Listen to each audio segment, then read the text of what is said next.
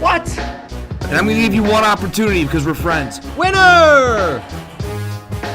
Who gives a shit about where the ball's been? Yeah, F him. They went from loving this guy, best move ever, to hating him. I think it's the most ridiculous thing in the world. I love it because it tells you how the game was played. There's nowhere for him to go. I think there's one place. You can't do that in the national team. Those things that are absolutely insane. Successful and sexy? No. It wasn't aggravating at times? Yes. Sorry, That's not very fair. It's not about being fair. Welcome to the greatest soccer show ever.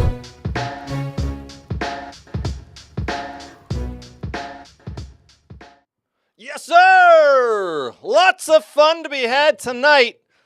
Whew, it's back, baby. Football is back. It's raring to go. How'd your team do? My team pulled it out in the end. Close one, 2-1 Villa over West Ham at West Ham. Oh, my word. I celebrated all yesterday. Wore my Villa top. Couldn't get the damn thing off. Fell asleep drunk last night celebrating. My team won. I know a bunch of other teams won. All right, so Liverpool, Man United, Man City, Aston Villa, Arsenal. Fans are all cheering. They're all happy. They're all thinking the world is gonna be grand again, and they're going all the way. And then there's a couple of teams out there who are wondering what the hell happened, and they are worried. I've already heard West Ham fans are a little worried, although West Ham fans, I will tell you very soon why you do not need to worry. I think your team, once those new players get blooded in, are going to be good.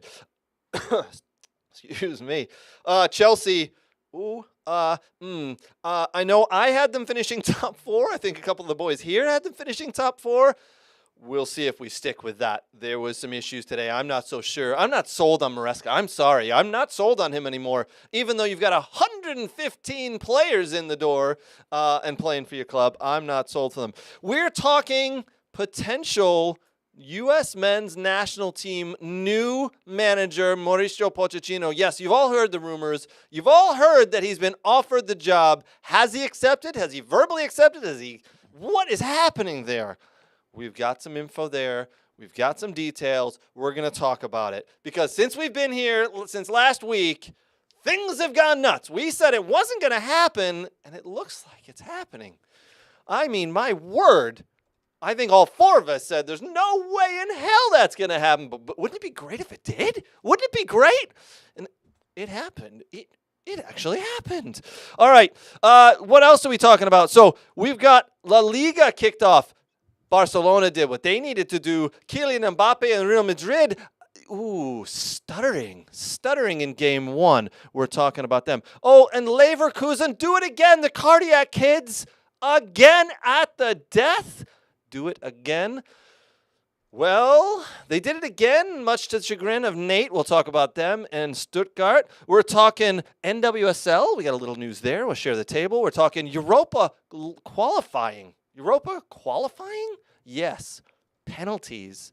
Lots of them. Oh, and Langdon Donovan has found a new job. Oh, and Wrexham. Drew today. We got a lot to get to. Now, not just me here in the studio. I've got the boys with me. We're going to have a little fun today. Before I talk and introduce the boys, I do want to say a big thank you to our partners. Big thank you to Soccer World. Big thank you to Next Level Training. Big thank you to the Michigan Jags. Michigan Jags fall tournament just wrapped up today. My daughter got a nice little medal there. She's very happy. The Jags and Paul Tinian did a great job in the tournament. So that was fun. Big thank you to Thomas McGee's. That place was hopping this weekend because it was opening day. It's like Christmas Day with presents. It was opening day for the EPL. Thomas McGee's was hopping because of all the games that were on the TV. A big thank you to the football doc, Dr. Zachary Atwood. I visited him this past week. He gave me some exercises to do. He gave my kids some strength exercises to do because they need to work on some things. And a big thank you to the Fab Football Academy over there in England. Very much appreciate them.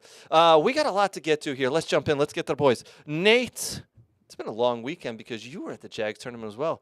How are you, my friend? Everything hurts and I'm tired. Yeah, that sounds about right. That means you did it right. Yeah. That means you did it right. Did you come away with a trophy? Yeah. Did your kids come away with a trophy? Yeah. Yeah. No, just me. Just you? I snagged me a trophy, and I went, well, this one's mine. There you I just go. kind of walked away.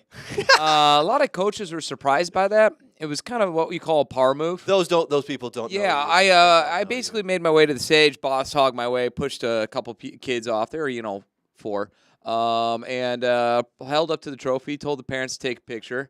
They were scared. Yeah. Thank you. Northville police were called, but I got away. So it was all right. Faster than I look. Good thing we did that race. Absolutely. Trophy's in the car. You want to see it? Maybe a break. Yeah. Absolutely. All right, well, we'll drink out of it at Stingers later. Hey, Brooks! Perfect. Brighton's #1! Yes! Shut the league down! Shut the league down! Turn it off! Like Stuttgart. Turn it off! Yeah. Yeah, well, I haven't played yet. But I know. turn it off! Turn it off! The league's over! Brighton's #1! Yes. Seagulls have done it! We tried to turn it off when Man U is #1 on Friday, but we just waited too long. We waited too long. Waited and way damn it, too wouldn't long. you know, there were some more games to come. I thought we were done.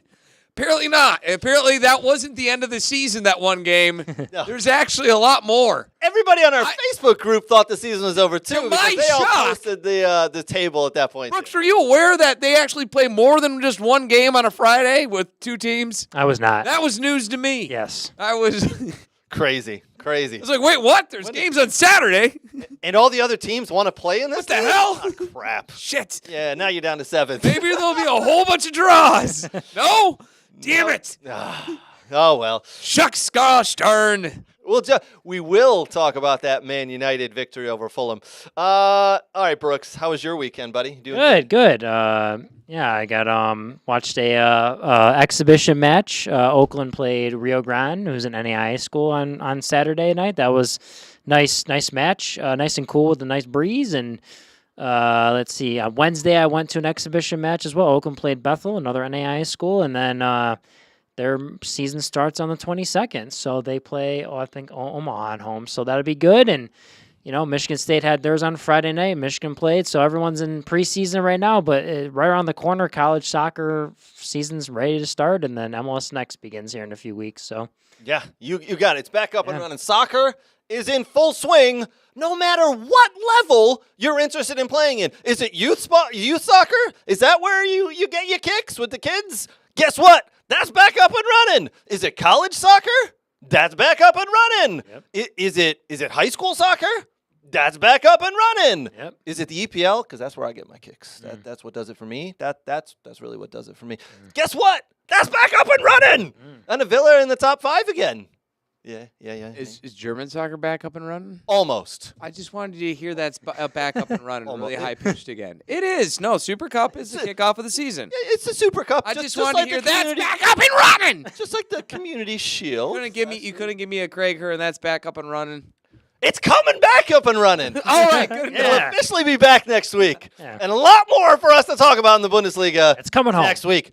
So much for you to sleep to as we talk endless hours of German football that nobody wants to hear about. You know, the funny thing is, Next up, Division II college. Yeah. Yeah. I have no idea. Someone contacted me the other day, a good friend, and they were talking. They're like, so, German soccer, huh? German soccer. I was like, yeah, German soccer. It's part of the show. We're all over it. I had a Madonna kid while I was coaching turn to me and goes, yeah, I really like German soccer. I'm like, what? Huh? Yeah. Like, you too? You're the second one? You're the other one? You're All the right, other guy? You're the other one, huh? Hey. You're like, kids, just go play. I'm just going to talk German Yeah, soccer with this Probably guy. why I lost the game. I stopped coaching for half a minute to talk to the guy next to me about German soccer. There was a new person on the Facebook group. Yeah. They had a Yes, they had a picture. Stuttgart. They had a pic. He Nate, did. I don't know who he is, but he's my new best friend. Yes. tell me how impressed you were with that. I was first thing, he had Stuttgarter beer, and I was like, wait, Yes. what? What is this guy? Yes. Secondly, he's like from Michigan, somewhere in this great state of Michigan. Ah. And I was just like,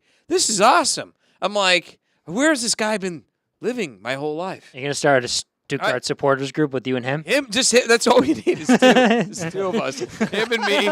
The president and vice president. Who else is in it? Us.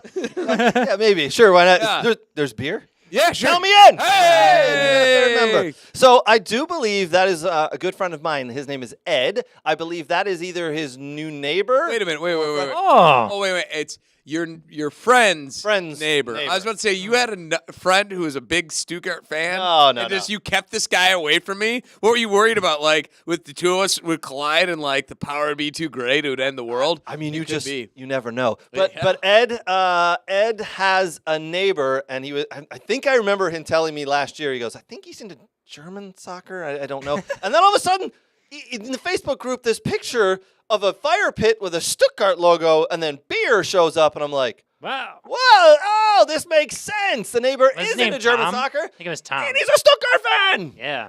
So I still think it's a bot. a what? A bot? You think it's a bot? I think it's a bot. Bot. He's been asking for my social security number like a lot. I gave it to him like 3 times. I don't know why he keeps asking. He just really wants to double check. You got it just right. double check it. Well, Actually, there would be if I was to organize a Stuttgart supporter group in the Metro Detroit area. I think actually it would be pretty strong because of Robert Bosch, like the company that's here. Yes, the Oh, yeah, German yeah. company. Yeah. Well, because they're headquartered in Stuttgart, Germany. well, I think you should start. I'd have the 5 Stuttgart. people, at least You 5. should start it. Okay. And hear me out. Go on. Thomas McGee's could be your official bar. You could put a banner and some scarves and a shirt up, and they would love it. And they would be like, okay, the Liverpool's game on is you guys go in the No, corner. no. You guys go in the corner. Is that both on at 12? Nate, you 5, go over there. We'll give you a laptop. Here's a 13-inch black and white television Here for you you go. Stuttgart Yeah, fans. you Here 5 go. over there. You 55 over there. You never know. All right, let's jump in. We got a lot to talk about. We're going to talk about the EPL because it is officially back. It is a wonderful weekend when your team wins and gets off to winning ways, but when they don't, oh my word, it is painful. And trust me, I've been there. I feel your guys' pain. All right, we'll start out with that game that happened on Friday. Fulham going to Old Trafford. Manchester United. There you go, the Nate. first game of the year. So, listen, I've heard from several Man United fans. Several of them are happy. Several of them are a little bit worried. What? Couple of them in the middle and just went, yay, they won. So they're a little bit all over the place. You Man United fans really need to get it together again. So listen, Man United, I think we're gonna put it out there. The discussion we had last week, Nate, you, me, and Danny, about who starts for that game, we were all right and we were all wrong. Yeah, We were all right. I thought the Matthias Delit would start for sure. I He was said wrong. I said he wouldn't start, and I said Mazzouri wouldn't start either, Yeah. but he started and DeLitt was on the bench. Yeah. We were all right and all a little wrong. Yep. Yeah, no, better to be a little bit right than all Yeah. wrong. Oh So, well. You did get on. Yeah, he did. He did towards the end. Yep. All right. So Fulham, I'm going to start there, if you don't mind. I don't think it, and this is no slight on Manchester United, absolutely not. Fulham looked just disjointed. They couldn't put many passes together. They looked like they wanted to play a sit-in and break out. They were just a few spells here and there, I will say, were okay. But other than that, really disappointed, especially after the year they had last year, especially with Emile Smith-Rowe now coming into the middle. I expected a little bit more out of him. There's going to have to be a hell of a turnaround from him to get this club going in the right direction. I see Fulham personally, and I know we're game one in, but this is what we do. I see them finishing in the bottom 10. They should expect to finish 13th or 14th. I'm sorry, if you've got Adama Traore playing out on the right-hand side and you expect a ton out of him, it just doesn't happen. Yes, he's big and muscular and fast and oiled up and ready to run, but over the course of the years, you've got to have watched him and said, there's no end product for this guy. Emile Smith-Rowe needs people around him. I don't think Fulham have what's capable of being there. The only reason Fulham were still in this game at halftime is because of the freaking goalie. He made 2 phenomenal saves on Bruno Fernandes. Yeah. I think Fulham are going to struggle this year.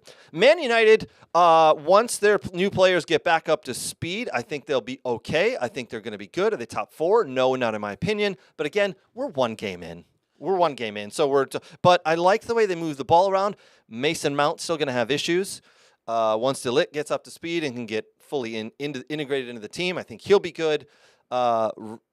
They need holding back because Rashford up top is not good. Nate, go ahead. Oh, I was going to say, I think everyone gets hot to trot on week 1. Oh, absolutely. I mean, we don't know. We don't know. Part of the fun. Yeah, but I think Fulham wasn't as bad as he said. I don't think they're going to, obviously, they'll finish mid-table like normal. I don't think they're going to be in the bottom, but I think they'll finish mid-table. I think they need some time to get kind of a little bit more organized, but I think they'll finish, mid-table like they always do. I thought, United were hot and cold a little bit throughout the game. Yeah. There's things I liked. There's things I didn't. I think clearly, Eric Ted had said, hit the nail on the head. He goes, we're not really ready. These guys are not really, with the long Euros and shortened, off season and shortened schedule we had. We're still trying to get there, and we're not there yet. And I think you could, when you start subbing center backs like you did, I think you could tell. I thought Missouri played really well, actually. Now, let me explain. Yep. I pegged him as a non-starter. I pegged him as a guy who was just going to be off the bench. Sure. But he kind of played like he could maybe start a few games. I think he showed how athletic he is. Yeah. Where he had trouble in the first half, he had trouble connecting passes. I think what was going on was when the ball came to him, he's used to playing where he has just a hair, a half a second more, and all of a sudden there was a defender in his face, onrushing forward. And the ball he then had to play out to Mason Mount on the right, who seemed to be in that spot a couple of times.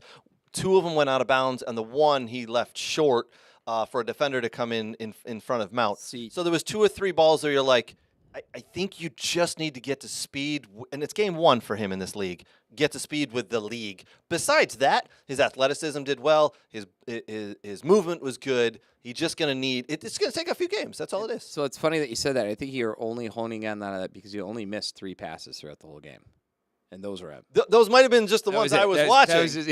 Because he had a 92% pass rate. Yeah. So, but yeah, those. But he wasn't asked to do. Sorry, he wasn't asked to do a ton. Oh no, but and I don't think he's gonna have to. You know what I mean? Right. And I do think I have just this sinking feeling that I think that United's gonna shift to a back 3. Interesting. I really do. That. So you think? So you think in the center? De Ligt in the center, McGuire in the center. Martinez left, and Mazraoui on the right. Martinez left. De Ligt on the right. McGuire in the center. Sure. Wow. I like that 3 because he could be that anchor. He doesn't have to. He's going to have 2 really. He would be the patient one, if you would, who would just kind of sit back with De Ligt and Mazzari, then doing the fast work. Yeah. And then your wing backs would be Mazzari. Martinez and De Ligt doing the left and right center back doing the hard work. Martinez and Delotte as wingbacks. Yeah. I think it could work. Missouri. Or Missouri, Yeah. sorry. That's interesting. I mean, to be honest, I think they might that's shift that way. probably one of the reasons they went out last year and spent £50 million on a brand new goalkeeper, Andre Onana, because why? He's good with his feet. So if you have a back three and you need your outlet ball, there's two outlet balls. It's over the top and into the corner and away, or back towards your keeper and everybody opens up, right? And you only play back towards your keeper and open up if you've got a keeper who's got good feet and can actually use him. So, I mean, it's a good thought. And I mean, towards the end, that's kind of what they shifted to when they subbed out Maguire and they pulled in Johnny Evans and they pulled in DeLitt. It almost started to look like a back three, whether they meant to or not. It really was looking like that towards the end, and that's when they, had enough space then to crack open the goal with connecting. I really do think that they might be shifting towards that eventually. Okay. Within the season, we'll see. Well, but it sure looked like that towards those final minutes when they pulled in those subs.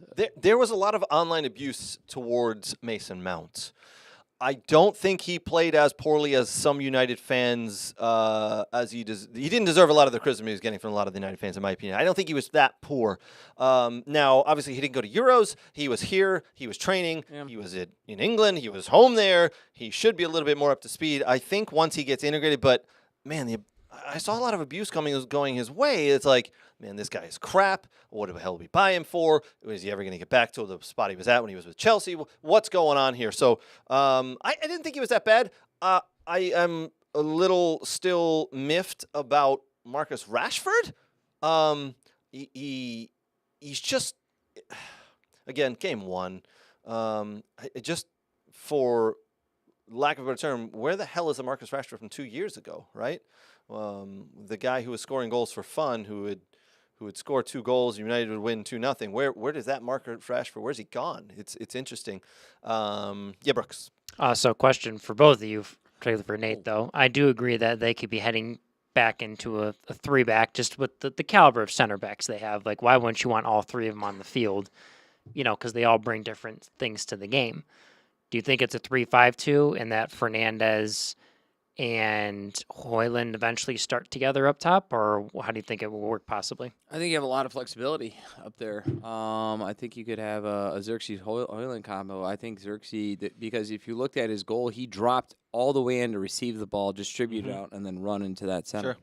So there could be a lot of different things going on. I do know from what I've read online, Rashford's on thin ice. He's either going to produce this year or he's gone. Wow. He has to. They're just done with him. With the amount of money he's earning, he it's can't be an average player earning that money. It's kind of put up and shut up, and I don't think they're afraid to sit him out. I think you're right. I think Ineos is kind of a little bit more cutthroat now, and they're just like, we understand you're an academy player, but that actually will happen. That will help them if they can sell him for a good amount. You sell an academy player, that comes back. That helps with PSR now. I also have a feeling Jadon Sancho is probably going to be going to PSG very soon because that's going to happen. He didn't play. He wasn't activated. Yep. Yeah. And McTominay. There was a couple of players. There's a couple of players around the league, by the way, who weren't activated in the matchday squads that have come out and caused Raheem Sterling another one today against Man City. And if you need a offload, Sancho for sure. Yep. And if you need to offload a guy, that's a guy. You don't activate him because you don't want him to get injured or hurt. Right. So, and your Gate was also not activated as well for PSG's person. Both of them are healthy, no injuries, no issues. Just said they weren't activated for whatever reason.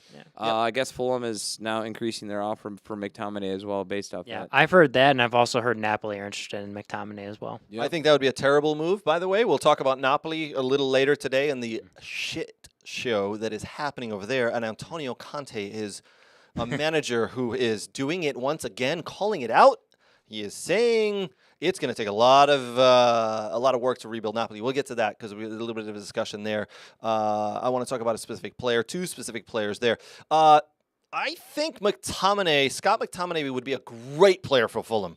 I think he'd be a great player for Fulham. He's been linked heavily in the last 2 years with West Ham. I don't think that happens anymore. Now they've got a brand new coach. They brought some different players in there. Scott McTominay disappearing off to Fulham. I think that would very much help a certain Emile Smith-Rowe at Fulham. I think that would be a great move. The only reason he stays at Man United is because he thinks he can get into the squad like he did last year.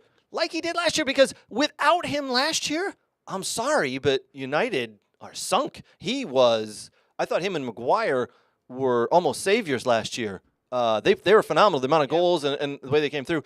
But I think if he wants to lower his salary demands, I think Fulham would be a good move for him. Yeah, and honestly, here's the problem with Mount.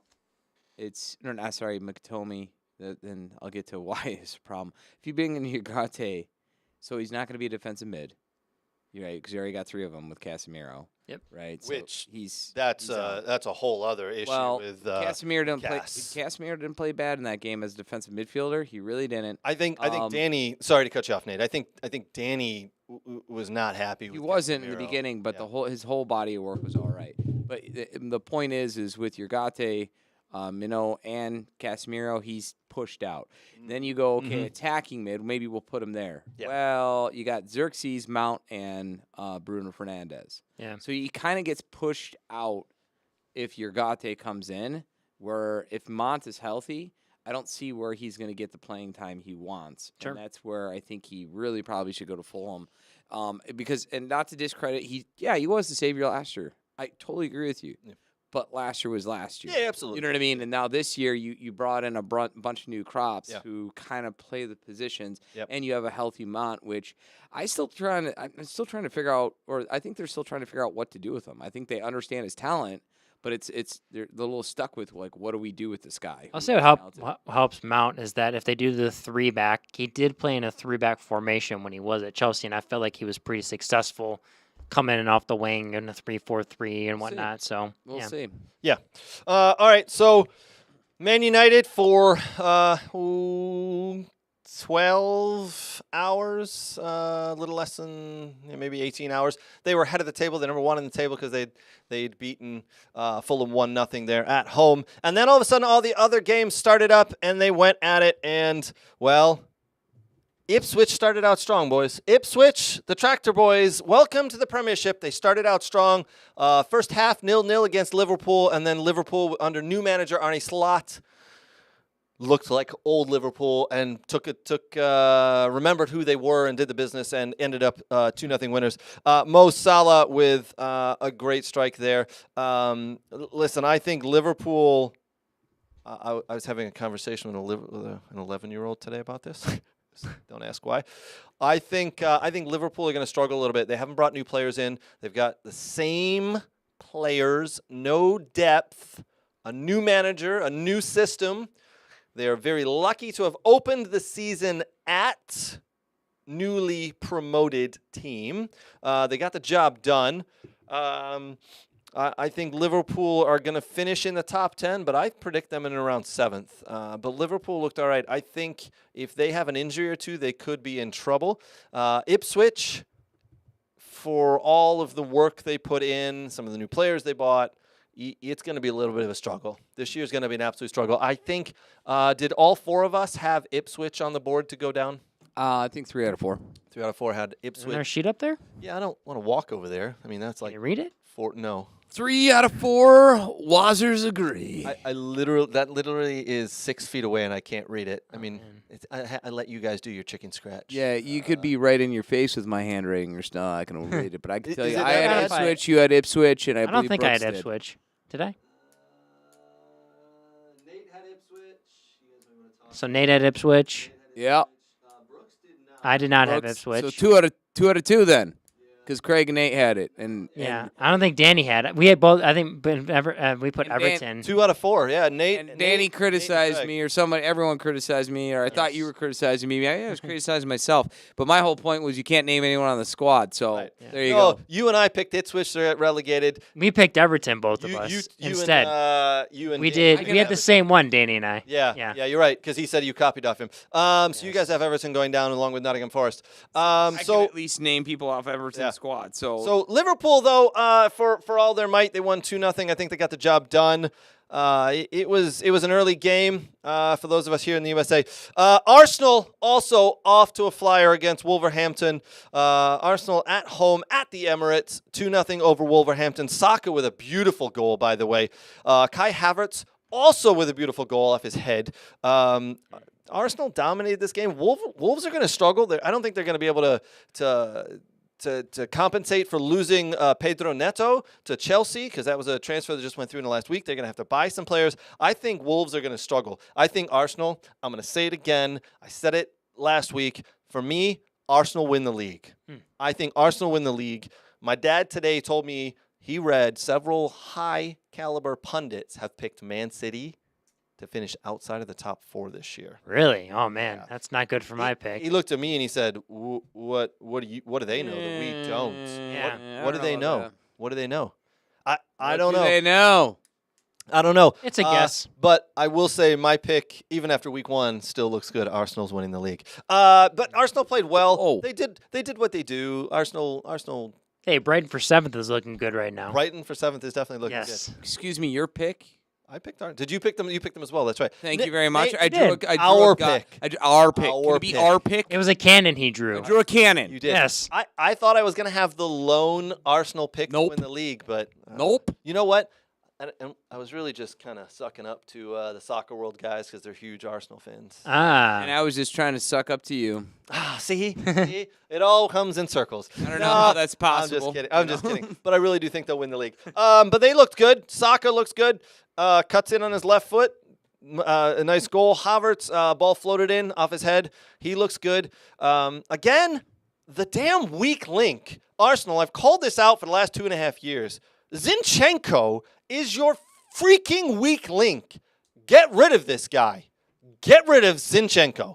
I'm telling you, he gets caught out quite often. He's a little slow, and it's lethargic. Don't they for still long- have Kieran Tierney? Yeah, but he's not really in there. Their weak link for me is Zinchenko. Just a couple of plays, you're just wondering what in the F he's doing. He's off into, he's like a spaceman. La La Land? Well, Ricardo Clefari also could play left back at times. Yes. So maybe they're just waiting for him to come a little bit more. Yep, You know? I think that's what's going on. I think Arsenal have a couple of injury issues as well, but their main squad is there, right? So their main players have Declan Rice, who's just come back after the long Euros with England. You've got Odegaard. You've got Saka, Havertz. Martinelli on the left will be good. They So don't start Trossard? say again. They don't start Trossard? In Arsenal. Trossard. no, he Yeah? usually comes off the bench. Okay. Yeah, Hmm. he came off the bench majority of the time last year. Yeah. Good player though. What a brilliant buy that was for what last year, 2 years ago for 28 million, Last year. 29 million from Brighton last year. What a brilliant buy in the mid-January window, by the way, is a steal, absolute steal. So Arsenal looking good in my opinion. Brighton and Hove Albion 3. Lowly Everton 0. Everton opened the season at Goodison Park, and they look horrific. Ashley Young, the amount of red cards Ashley Young has gotten while at Everton. Well, Ashley Young is not very young anymore. So. No, Yeah. he's definitely. Oh, why? not. He's still starting. Oh my God! How So do you not? cheap. What he's? Somebody's looking up. I think he's 38 years old. 38 now. He's giving me hope that I can still play in the Premier League. So just leave him alone, all right? Just God, get off him. I mean, if you've got Ashley Young Him and starting, Tim and between him and Tim Ream, Yeah. I thought I had a career that was about to blossom. Yeah, he's 39. He's born 39 in now. 1985. He's born. Oh, Jesus, that makes me feel old. Born in '85. He's 39 years old. He's the starting right back for Everton in the Premiership. They have no one else that can replace him. I mean, it's not like his quality, at least the pace. Listen, the Stop guy. being mean. The guy can cross a ball. He can score a goal occasionally.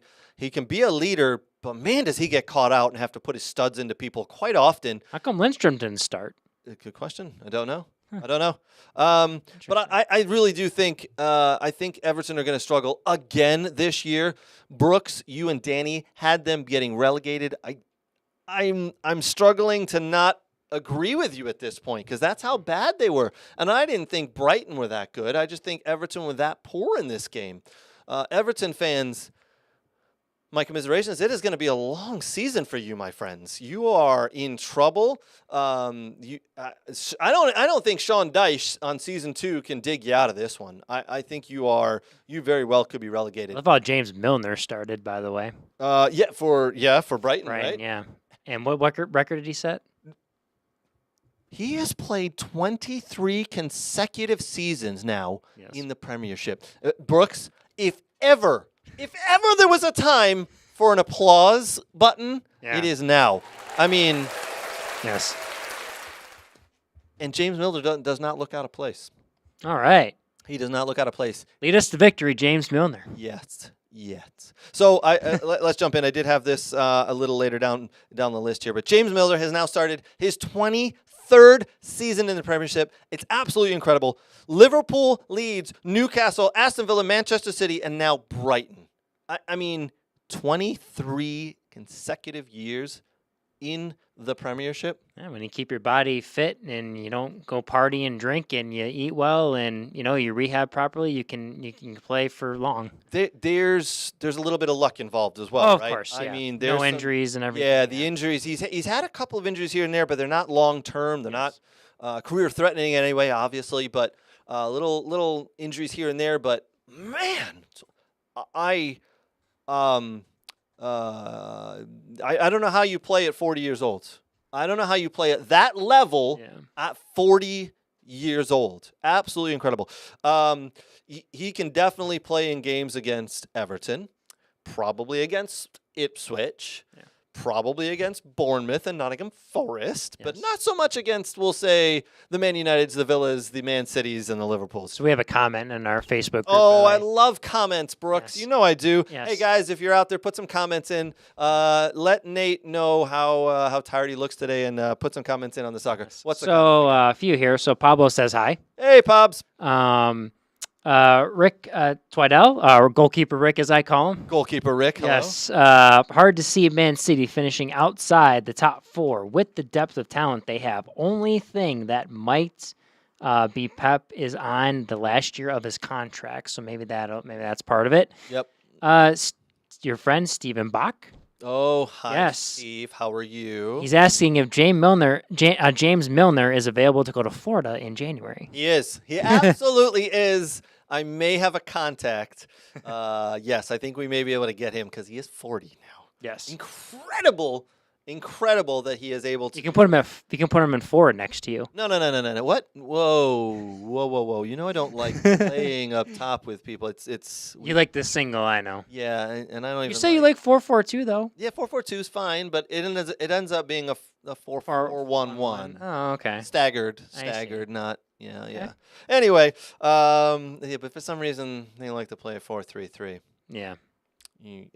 Everybody knows my feelings on 4-3-3. Yes.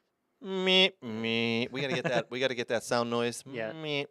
Wah, wah, wah. Yeah, I thought you loved the 4-3-3. I'm gonna shoot you. Oh. I thought we called you Craig 4-3-3 Hearn. No. Let's not start. I was more of a 3-5-2 guy. Yeah, let's not He was start. always I don't chanting mind over a there. I thought he was 3-5-2. always chanting over there 4-3-3. No, not 4-3-3. even close. I can't count. I can't count. All right, one of the other games that happened this weekend, Nottingham Forest and Bournemouth. Nottingham Forest leading for a majority of this game, by the way. One of their star players, Danilo, going down which looked to be with a broken ankle. He was on the floor for 10 minutes before he was stretchered off. Not a good injury there.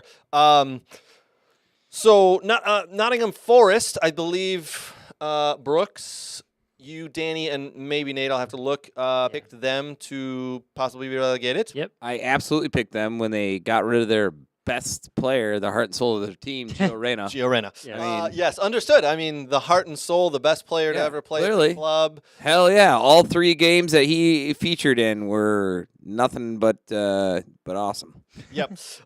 Yes. Nothing but absolutely awesome. Yeah.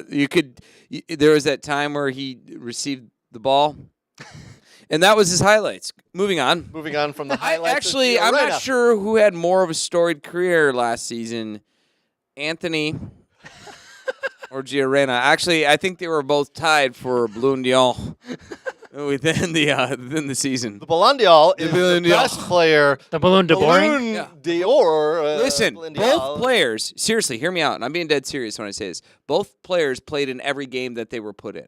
And you Yes. can't. I mean, that's what they've done. They both played. There is no other player like them, like them Like them. that have played in every game that they've been put in. That they were substituted into or put in. Yeah. That is the most Johnny Bench-esque quote I think I've heard since. We can call it the balloon to dull. Blunderdall. Yeah, that's it. Nate, you're not wrong on that I think one. at one point both had the same color hair too. Blonde. Yeah. Yep. Nice. You're right. Nice. They probably coordinated that together. Nottingham Forest won. Bournemouth won. I picked Bournemouth to get relegated because they sold Dominic Solanke, their goal scorer, off to Tottenham. But now they've purchased a new striker. They've spent a lot of money on him. I don't think that's going to work out well. I'm still picking Bournemouth to get relegated. Goodbye, Bournemouth. You tied 1-1. You were losing for a large stretch of this game to Nottingham Forest. That cannot happen if you want to stay in the Premiership. You need to be beating teams like Nottingham Forest if you wish to stay in the Premier League. Because, sorry, Bournemouth, there's a lot of teams out there who are going to beat the piss out of you. All right, moving on. The other game that happened Saturday was my Aston Villa going to the London Stadium, going to play West Ham. Villa up 1-0 after 3.5 minutes.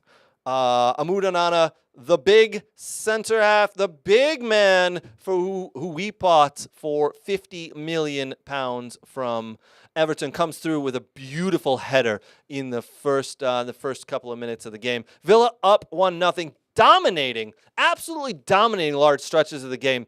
I'm not sure West Ham got out of their own half very often in the first half. They were just hunkered in, not knowing what to do. Then it's been debatable, penalty, non-penalty. I don't think it was a penalty. Matty Cash, the Aston Villa defender, touches the ball.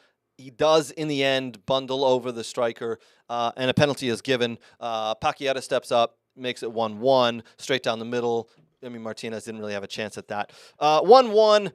And after that, West Ham came out and actually put together a couple of minutes worth of runs and looked like they were going to dominate, looked like they were really going to come back into the game. And then Villa went in at halftime and said, wait a minute. Remember who we are. Remember what we did last year. Let's do this. And they went out and they dominated again. They could have had 3 or 4 different goals. Leon Bailey hit the post late in the first half, that was. But he came out and played really well. I'm telling you right now, Aston Villa made a purchase last year in the January window from Middlesbrough. They purchased Morgan Rogers for £19 million, and everybody looked and said, why? They had 2 bids turned down. They went back with a 3rd bid. It was finally accepted. This kid played yesterday and looked like the Rolls Royce of a midfielder. I think this kid is going to be absolutely phenomenal. Remember the name Morgan Rogers right now. Who? This kid, yes. Morgan, he's a 10. Morgan Rogers is a center midfielder who every single time I see him play, he gets better and better. I think Aidan Morris replaced him at Middlesbrough then. Yes, that is exactly what happened. Okay. So Morgan Rogers, though, he came in last year in the first couple of games. It was, all right, I can see he's got, and then towards the end of the season, you're like, ooh, that was a nice goal. Oh, that was a nice vision. Mm-hmm. He's playing so well that he's keeping Emi Buendia out, the Argentinian international, out of the squad right now. So Morgan Rogers, remember this name. And then Johan Duran steps up. Yes, Brooks, that Johan Duran. Chicago Fire, who we also purchased for $19 million. Yeah, come on the cheap. He was reportedly wanting to move away from Villa this year, but they've talked him into staying. There was offers, I believe, from West Ham. There was offers from Chelsea of around 40 to 50 million. We said, no, we want to keep him. He steps up and puts the ball in the back of the net. We win 2-1.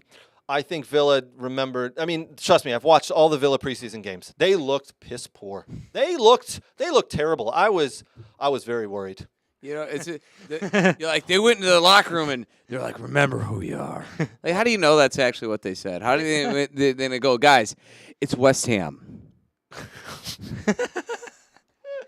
I mean, they may have done that. Hey, guys, we are villains. You guys, literally, they spend a lot of money, Yeah. but none of these players are playing right now. It's West Ham. Come on. Yep. And Oh, my bad. That's it. Well, you guys actually should have been up. I watched this game. They didn't even start No, Fulcrum. wait a minute. You watched this game. I watched this game. What? Were you watching for Fulcrum? Surprise, mother! How did you watch this game? You were doing a full tournament of Michigan Jaguars coaching. You were handing out trophies. It's called a replay. Oh, son of a... What? Yep. Because this guy couldn't touch the internet the whole time. You wanted to be prepared in case they lost, so you could give it to me. No, actually, you honestly, wanted to watch full crew. no, not even that. Like, I was just interested because both teams made a lot of purchases, and I was interested to see what would happen. So I found it interesting. A little bit disappointed in West Ham's lineup, actually, because of the amount of players that actually left on the bench. And I think you're right. Like, I think they're going to end up being better than what they were or what they showed in that game once those players get bedded in. But you guys should have had a penalty kick like 3-4 minutes into the game. Why do I not remember this? Is when the one player, I want to say is Watkins, was going for a ball, and the West Ham player just kicked the bottom of his leg, completely missing it. And for whatever reason, they never checked it. That absolutely should have been a penalty kick 3-4 minutes right into the game, because that was there's no ifs, ands, or buts about it. There was absolutely, it should have been a penalty. I need to go back and watch that. And yeah, Bailey did banging off the woodwork. After he went around the goalie, the only thing he had to do was flip the ball over to the diving defender, and what did he do? Rushed He pushed it. off the. I think you could hear boom. Oh God, Brooks. By the way, shame on Google for when I'm looking at these lineups on here and who played. They're both the same correct colors. Like seriously, I'll get to that. I'm just saying though, it's ridiculous. Like they're the same colors, both the teams. You should designate one as another color. I was really hoping for both of them to be in purple. They are in purple. Were you? Well, you got your wish. No, when they were playing. And, A bunch of people out there in purple. Like when Craig's game, he saw with the two teams in red, and the referee probably understood he had to switch. It took 4 minutes for the referee to realize both teams are playing in the same color red. The one team just had black sleeves, and the referee went, wait a minute, I still can't tell the difference. We have to turn these shirts inside out. Yes, both Aston Villa and West Ham are claret and blue. Yes. Claret and blue. Yeah, purple and blue. Or otherwise known as maroon. Aston Villa have made a distinct a decision, in my opinion. The marketing department and the club have made a decision this year to make it a darker claret. We are separating away from the claret that Burnley and West Ham have. I think they've made a decision to go to a darker claret. You're trying to be violet? What? Violet? Yeah. Don't. I'm going to throw my shoe. Don't. But yes, Nate, 100% correct on West Ham. 100% correct. Wait, what was it? Yeah. What There happened? you go. There's your applause. I blacked out for a minute. What do you mean 100% on what now? West Ham, in my opinion, are going to be top 10 this year because of some of the acquisitions, the transfers they've made this summer have been phenomenal. I think Nicholas Füllkrug is going to be great. Once he gets up to speed with the Premiership, once he understands how the game works in a Premiership, it's quicker than the Bundesliga, in my opinion, but how you get used to your teammates, how the ball's going to get served. You've got a new coach. You've got a new team. There's new tactics. Once he gets up to it, I think Kudos, the left midfielder, oh my word, an absolutely electric player. He turned Matty Cash inside out 3 or 4 different times. Matty Cash had to be wondering what the hell he did to deserve on the opening day to have to mark that kid. Oh, and by the way, he was subbed out, and they brought in Somerville, a kid they got from Leeds for like 20 or 30 million pounds, whatever it is. And he was running at Matty Cash. We also had Ward Powers that sat the bench and Wan Bissaka that never saw. And honestly, I think Wan Bissaka is a good player. Well, Wan Bissaka just got purchased like 2 days before. Yeah, I know. I'm just saying, yes, but I think he's a good player, and I think he'll be good on a West Ham side. Oh, I think it'd be great for him. He didn't fit in with United. The transfer made sense. Yeah. And it made sense for West Ham to grab him because he was in the last year of his contract. So I worry about their goalkeeping situation. Areola is not a good goalkeeper, in my opinion. I think no one needs a good That could goalkeeper. be a weak link. That could be a little bit of a weak Go link. get yourself an American. Yeah, get yourself an American who's got You good got hands. a bunch of goalkeepers that never play. And James Ward-Prowse is still there. Yes. He can swing a ball and he can kick free kicks. He's every single penalty the West Ham have when he's on the field will be taken by him. He'll score it. He should go back to Southampton. He should, because you know what? He should. Yeah. They've also got Jared Bowen, who I think actually will struggle this year with a new coach and new schemes. I think being kept out on the right, I think he's going to end up struggling a little bit this year. He had a breakout year last year, made the England squad for the Euros. I thought Jared Bowen had a phenomenal year last year. This year, it's going to be quiet, in my opinion. Mikel Antonio up top. Yeah, he was bossed around by Ezri Konsa the entire game. Ezri Konsa had him in his back pocket. Mikel Antonio, probably time for him to leave the Premiership and head to a Serie A. He is, to me, a poor man's Lukaku.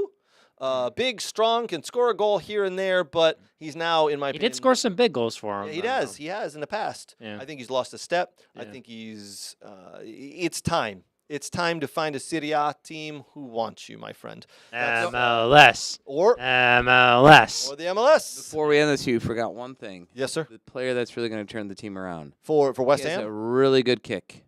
a really good kick. Really good kick. Kurt Zuma. Oh, Zuma. Kurt Zuma. He's off. He left. No, he's still on the team, is he not? The rumor is he's off to. Oh, he's off. Yeah, Really? He didn't play for personal reasons. Yep. The rumor is he is being sold to a Serie A team, or who was it? I think it's a good league for. No, for was it the Zuma. French? Was it Toulouse? Is it ones that don't like cats? Yes. Is he part French? He is French, yes. Kurt Oh, Zuma is French. He used to play for the French national team. Oh, so yeah. Old cat kicking. Yeah. I think he was a backup a couple of times, but he is French. I think it was Toulouse who would like to purchase him for between 30 and 40 million. So he's off. They've got a new center back they've already got in. So they're just trying to work out the terms of the deal on that one. So Kurt Zuma out. He can go kick cats in France. All right. Before we get to the big one, before we get to that game that happened today, I don't know where you boys were. I made room for it. This was the big game of the weekend. Chelsea hosting Man City last year. It was a phenomenal game, in my opinion. They had two phenomenal games. We're going to talk about that right after this.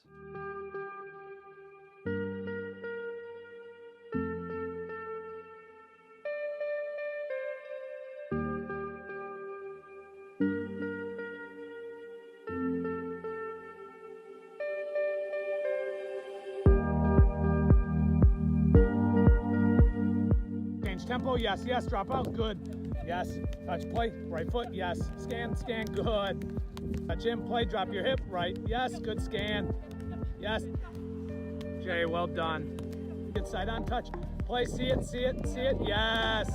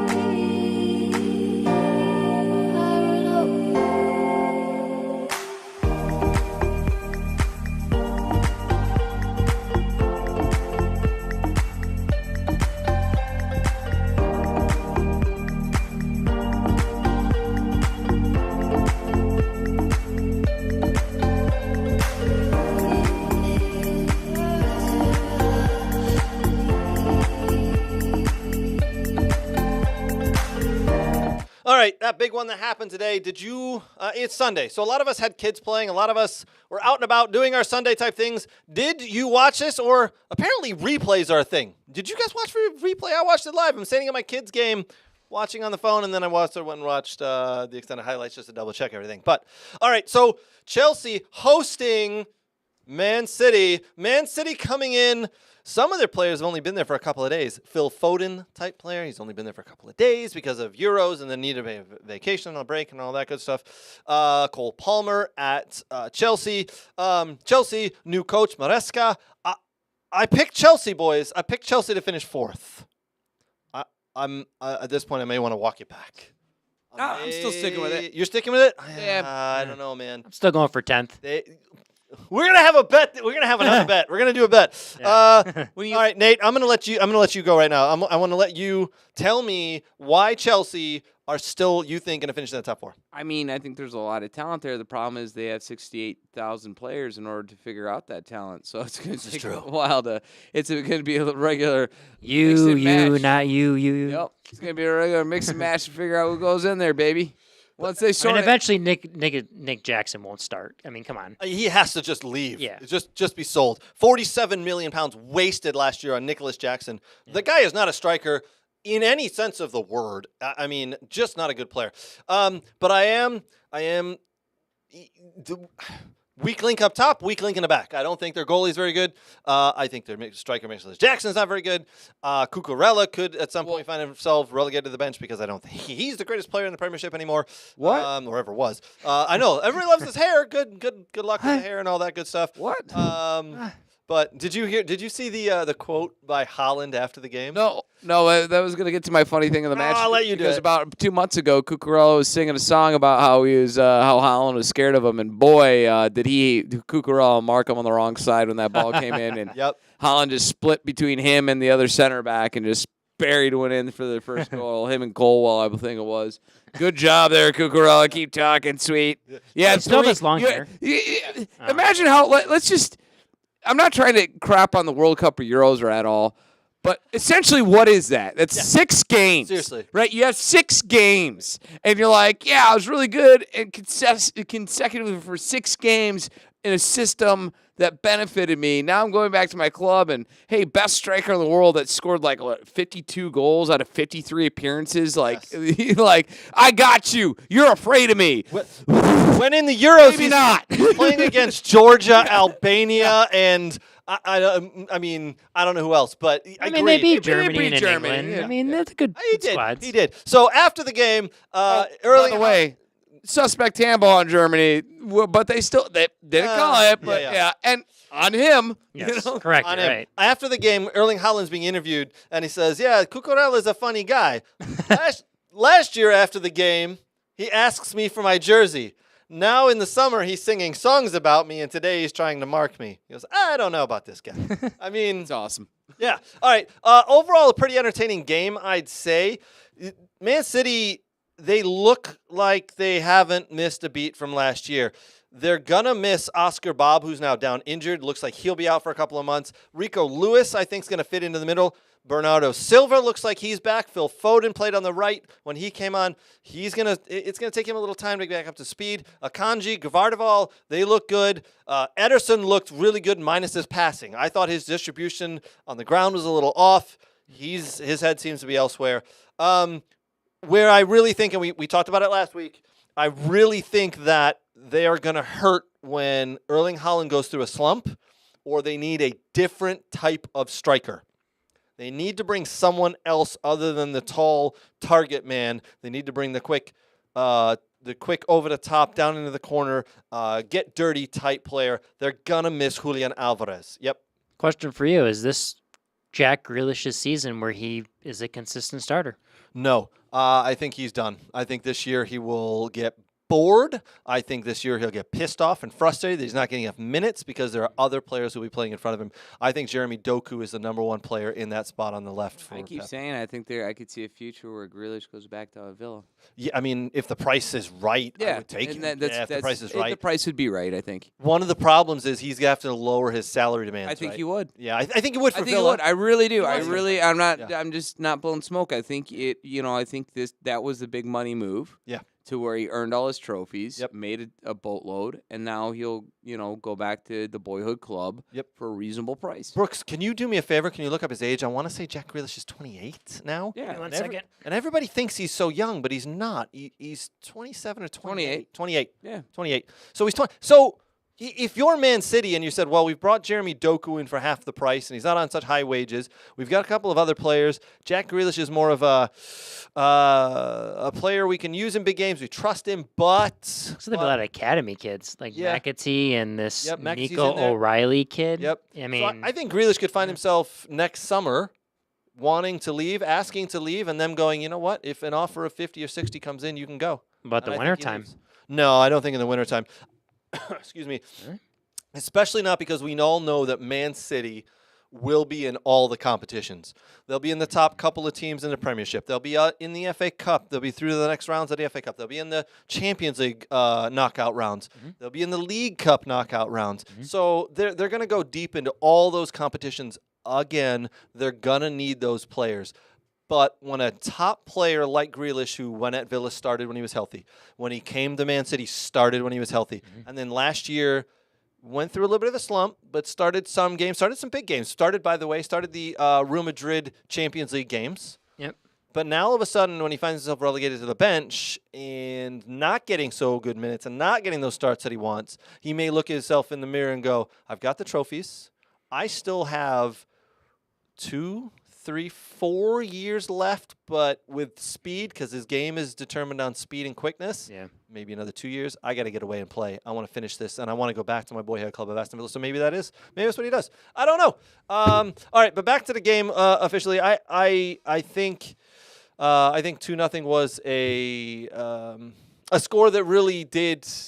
There was justice there. I think Chelsea were poor overall. I'm worried about them struggling. If Cole Palmer can't get back into the form that he found last year, this could be it. But I do like Pedro Neto. He came on, and for the first 5 to 10 minutes that he came on, I thought he changed the game. I think once he gets comfortable, his pace down that left side could be, it's going to be electric. I think he's going to be the player. He's my player to watch for the year. And that's what I'm saying. I think Chelsea still, in all seriousness, have players that maybe they didn't use, haven't sorted out yet.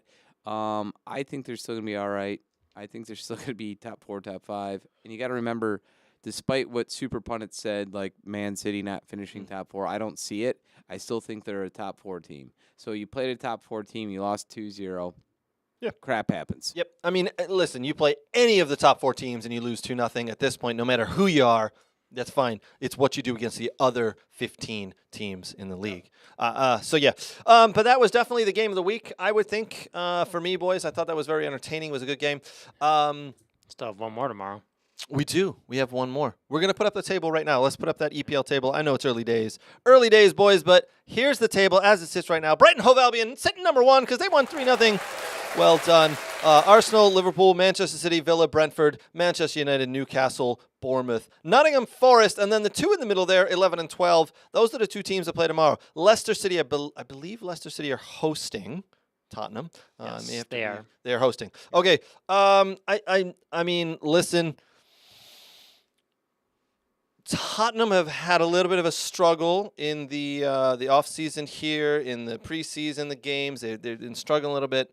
I really do think they'll put it together tomorrow. I'm predicting a 2-0 win over Leicester. Leicester still have Jamie Vardy, by the way, who likes to party. Who loves to party. Jamie Vardy party. I think he's 34, 35 now. It's only that. I thought he was older than He that. was older.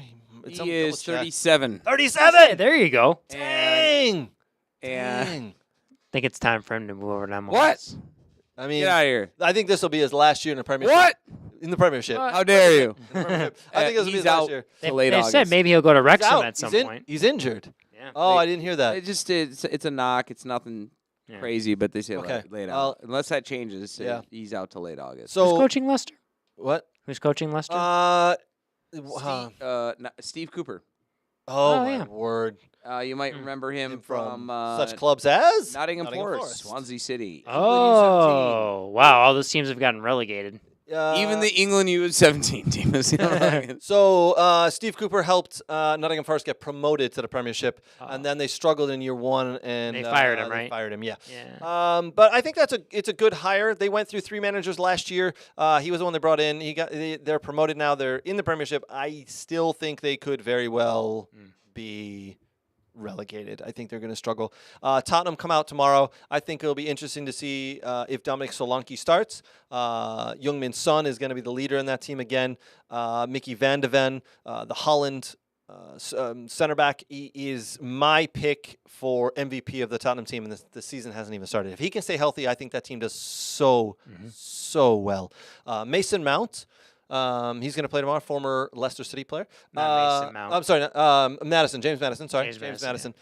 James Madison, the former Leicester City player, plays tomorrow. I think he will have a nice homecoming there. I think he'll do well. But yeah, 2-0 Tottenham is my prediction. I think Son will get on the score sheet, and then why don't we go with?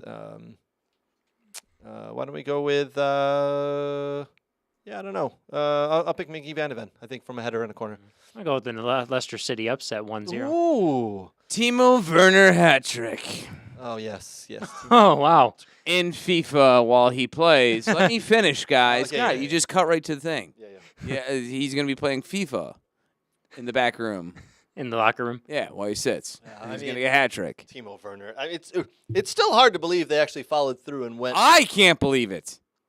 Like, You would have thought they'd been able to They were go get anybody else. I had Tottenham fans going, "We got a German striker. Aren't you excited, Nate?" I'm like, he doesn't play for the German team that you bought him from. I'm like, what are you talking about? Yes.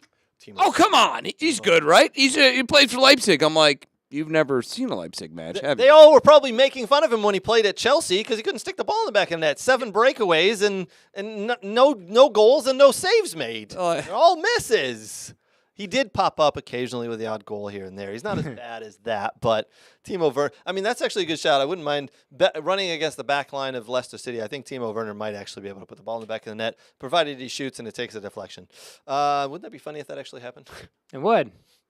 But Leicester City could win 1-0. You never know. Leicester City could. I don't know if he's watching, but Steven Aversa is a huge Yes. Leicester City fan. He's hoping for the Foxes win tomorrow over Spurs. Not going to happen. I know Spurs fans are watching, and Spurs, I think you're going to be partying with Villa fans, Man City, Man United, Arsenal, Liverpool fans as well. We're all partying because 3 points. I think Tottenham come away with it. I'm a seagull and I'm partying. I'm flying. Yeah, you're partying, but yeah. I don't know. We got Man United this weekend, so that'll be interesting. You. Yes, Brighton? August 24th at 7:30 in the morning. We have Brighton. That's probably at Brighton. Yes. Okay, so Man United head to Brighton, second game of the season. That's an interesting one. Yeah, we're going to thunderclap you. Have fun with that. Probably. Yeah. The only they were. I thought Brighton. You know, did a very got nice easy job. Seagulls. Brighton did a very nice job this summer hanging on to Matoma. I thought he scored the other day. You just can't put the team on the back of Welbeck. That's because he's just up in age. They need to find someone else around him, and that's the tough. The whole Brighton system, right? Where if someone's not playing well, he drops down, and they got these 3 other players coming through. Who's the academy kid or the championship guy they're gonna buy? Who's the next 2? Because it can't be Danny Welbeck. Like you said, you can't rely on a season with him. But Matoma, I think you could rely on a season with him, but he just struggles to stay healthy. Yes, correct. Amen. And then James Milner. If you run out James Milner against any of those Well, you got Lewis Man United Dunk players, too. who? You got Lewis Dunk as well. Oh God, Lewis Dunk. Yeah. 6'6" Lewis Dunk. Yeah. A beast. Yeah. In the Good luck with all that. yeah, in the one of the games that happened was Brentford versus Crystal Palace. U.S. men's national team. Chris Richards playing. Did you see that free kick goal that got called back because of the foul? I thought that was a foul. I thought that was absolutely a foul. That's fine. But it was a brilliant free kick. Oh my absolutely. Lord! From that angle and distance to ping it off the post and it goes in. Holy snikes! What's the goalie doing? I don't know. The goalie's going, okay, free kicks here. Everybody on-rushing's here. It's like central to his goal, but I know that what had I'm gonna so much do. whip on it. I'm going to take 3 steps this way and 4 steps out to try get the cross that comes in and leave half my goal. Yeah. What that? Not smart. Well, I mean, Eberechi what an absolute stunning free kick goal that didn't count because Will Hughes decides to trip 2 players in the box. Yeah. My dad comes to me this afternoon and goes, "Did you see that? That was never a foul." I go, "The hell it wasn't a foul." I mean, he literally stuck out his leg and just tripped 2 of the defenders running back towards his own goal. I think the game's gone soft. Yeah, I figured you'd Yeah. say that. You definitely. You and your dad, me and your dad, just see eye to eye. Well, you're a defender just like my dad. Yeah. We remember Papa Hearn and Nate see it eye to eye. We remember a simpler time. Your Yeah. dad and I. Where the We referee were kindred was souls. Remember when we met in the bar and we were just looked at each other and we were just like, fellow defenders. yeah, we just, we remember the game used to, when men used to be men. I think you guys were making fun of me because I was Yeah, drinking we were. raspberry beer. We absolutely were, actually. We, instantly clicked right there. Oh yes, I remember. I was there too. I was like, Mr. Hurt, what are you drinking? He's like, pills. And I'm like, yeah, that's what I'm drinking too. And Craig's like, I got a raspberry beer. And we just looked at him. I like the fruity beers. Yeah, that's what you're associating with. This is the type yeah. This too. Moving This on. is the type of people you now keep company with. Moving on. So interesting point in this game. Brentford striker Ivan Toney not in the match day squad. It's coming to United. Ooh, that'd be interesting. I think it could. Ivan Toney left out of the match day squad as manager Thomas Frank admits things are happening. So I think they want to keep him. Rumor has it there was a £36 million bid for him from Al Hilal in Saudi Arabia, and Brentford turned it down. Wow. Brentford want pretty much double that. They want double that. I would say if they come back with a £50 million offer, I think they'll accept it. But I don't understand how anybody could value him at £36 million when Dominic Solanke just went for $65 million. Well, in Saudi Arabia League, there's, gambling. You can gamble all you want and still play, so, Guys, it's okay. There's not a lot of money in the Saudi League. Yeah, no, there isn't really. They're hurting. They are hurting very much, yes. The electric vehicle market has really hit Saudi. Well, it's like the Chinese Super League. It's like they were buying all those players, and it was like, whoa, where'd it go? Well, it doesn't really exist anymore. Yes. Oil. Correct. Yes. Once Ronaldo leaves, the league's going to just... Oh, by the way, his team, he's Did you see his free kick? Oh, his free kick that almost went out for a throw-in? Yes. They lost 4-1, by the way, in that game, and he didn't shake hands or wave at the crowd. He just lost the game and walked out. So He was tired. That's it. Yeah, you need to get a nap. That's it. You need to rest. Yes. Yeah. Yes. Well, I don't know how we got from Ivan Toney Yeah, we drifted. to Ronaldo. We did. We went down some rabbit holes there. Ivan Toney left out of the squad. Again, I think there's 13 days left. There's officially 13 days left in the transfer window. Business has to get done in those 13 days. Or you're stuck at the teams you're with already. To January. Ivan Toney. But you got to wait till January. Yeah. Where would you rather be, Saudi Arabia or England in January? Tough one. England. Oh, wait. January in England or Saudi Arabia in January earning, I don't know, about $1 million a week. England. Really? I like Christmas. I like money, too. It's a little hot. It I is. stayed in England. Do you think if I paid you enough money, you could get a condo with some air conditioning? I don't know. Yeah, I don't know if that's available there. Yeah. Yeah. It's tough. Yep. So it is interesting to see if that actually happens. If Ivan Toney leaves again, I think was it Danny? Doesn't he want to leave though? Yes, he wants to leave. He wants to go to a bigger club. Yeah. Then that's why They're going to have to accept an offer. I wonder if this Saudi rumor was a little bit of bunk, in that It's a good thought. Okay, if we turn this down or whatever, it's going to drive up the price because now we're setting a value for them or whatever. I think they would set it a little higher, though. I think if you're gonna fake an offer and say no, it should be around 50. When you're lying, you don't want to completely. Listen, I lie for a living. All right. my profession. Interesting. Wow. Totally. Right? Tell us I'm really more. good on it. Tell us how you do this. When you lie, Yes. for anyone who's lying out there, what you don't want to do is set an unrealistic lie that's not going to make sense. Example. Craig Hearn is a £100 million striker that would be bought on the Premier League. I don't see anything issue. I don't see any issues with this. Clearly bullshit. All right. Now, Craig Hearn could be traded for a toaster oven. Is it a nice toaster oven? It is not. It barely works and might give you a shock every time you plug it in.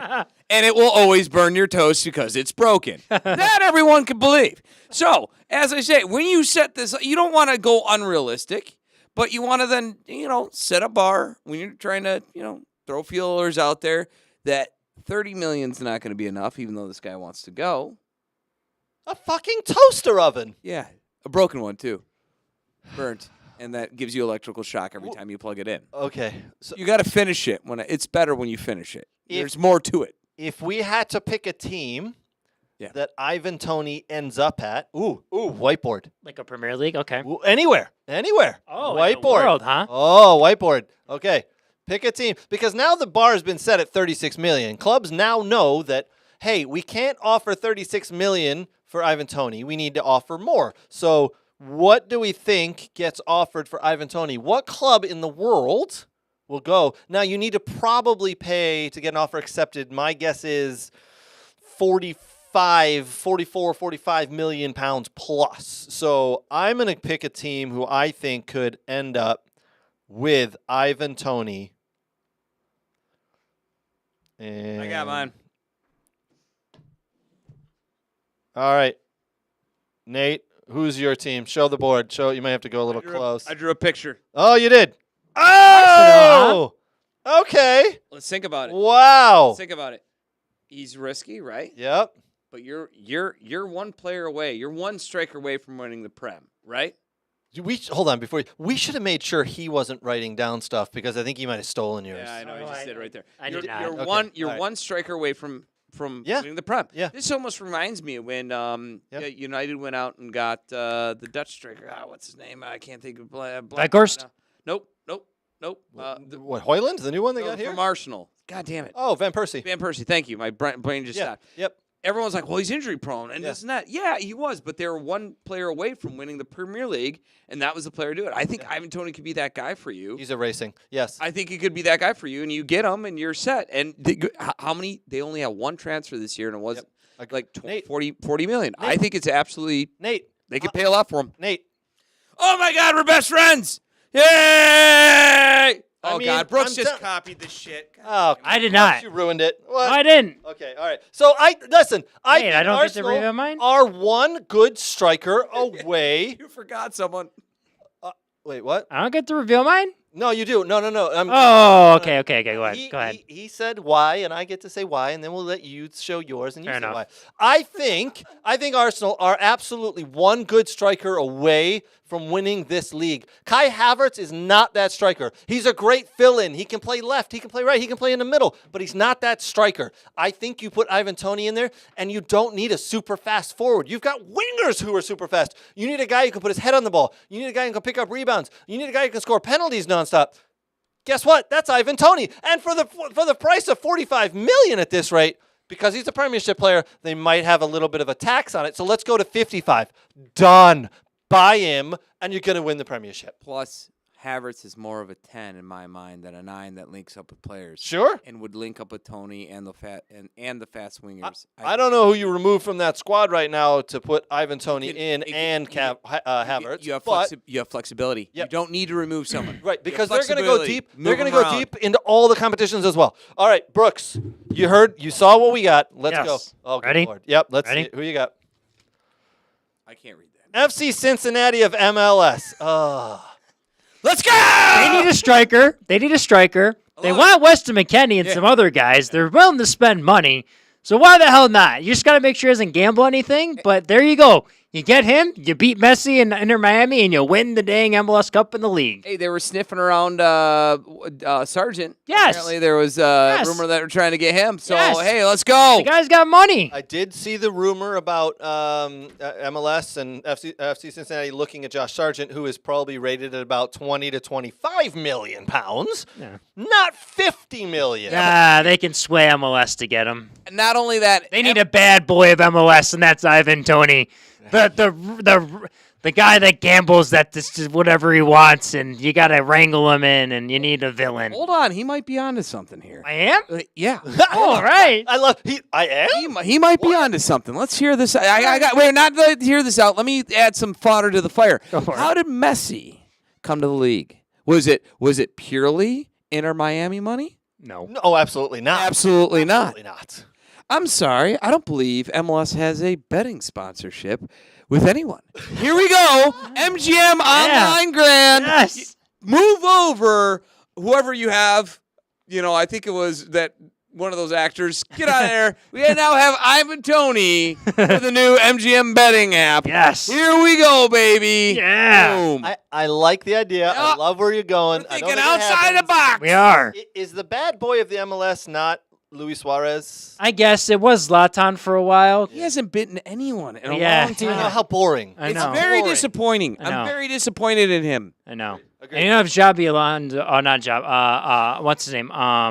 The former, the Cuban guy Alonso that was in the midfield. He would just destroy everyone for Seattle and Atlanta. Did you guys see the T-shirt that was at Columbus this past weekend? Columbus versus Inter Miami, and the guy in the front row had a T-shirt that said, "Suarez, your teeth are offsides." Oh yes, I did. Yes, but we have completely shifted off topic. We have. again. How did we get to Suarez's teeth from Ivan Toney? I don't know. He's a center forward and related to Yes, Ivan yes. Toney. All right, we do have a lot to get to. But see, my pick is plausible now. I like it. Possibly. Yeah. I Bet MGM grand. bet MJ and Graham with Ivan Toney. I just don't do stupid things. Sometimes it has sense. I love how when Nate goes, you might be onto something. Brooks goes, "What? I am? I said something right? What happened there? Oh my God!" You're welcome for the assist. Thank you. We are all as shocked as you are. Yeah. All right. Mauricio Pochettino to the U.S. men's national team. Are you kidding me? Where did that come from? We'll talk about it next.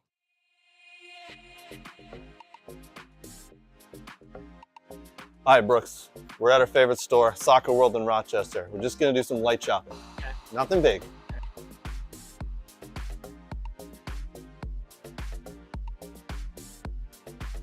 Ooh, pretty colors. Oh, and one of these too? Ooh, Germany. Nate would like this. Hey, Brooks, look at all these. Look what I got.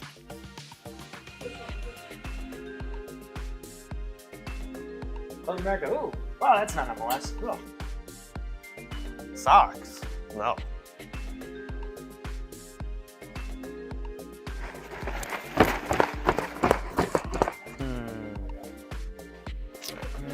Ooh, a ball pump. Next to line. Sir, you're next. Right. That's a mannequin. You know that. Huh? It's a mannequin. Oh. Sorry, sir.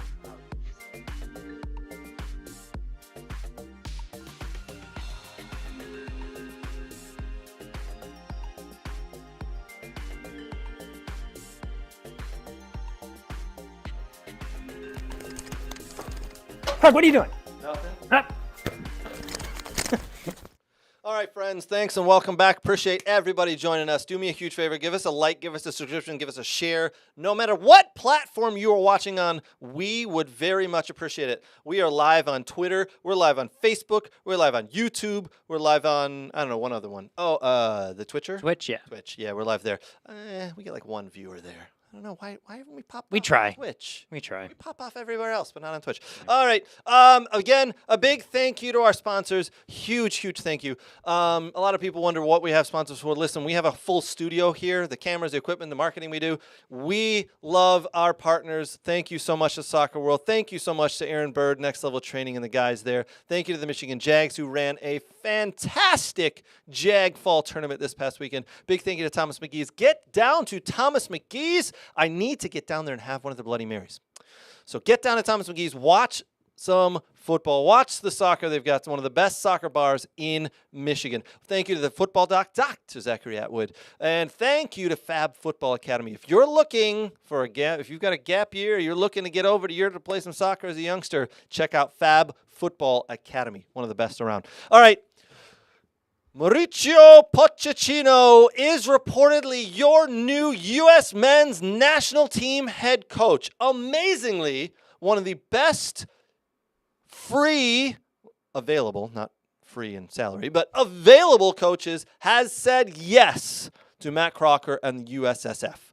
We did not see this coming. We thought it was a smokescreen. We literally thought Steve Cherundolo was going to be announced in the next couple of weeks. It is not going to happen. Now, Mauricio Pochettino has reportedly verbally agreed to be the manager. Nothing is signed yet. Brooks, damn it, Brooks, tell us why he hasn't been able to sign yet. Yes. So, per The Athletic, here they explain, the terms of Chelsea's severance package with Pochettino are where things get a bit more complicated.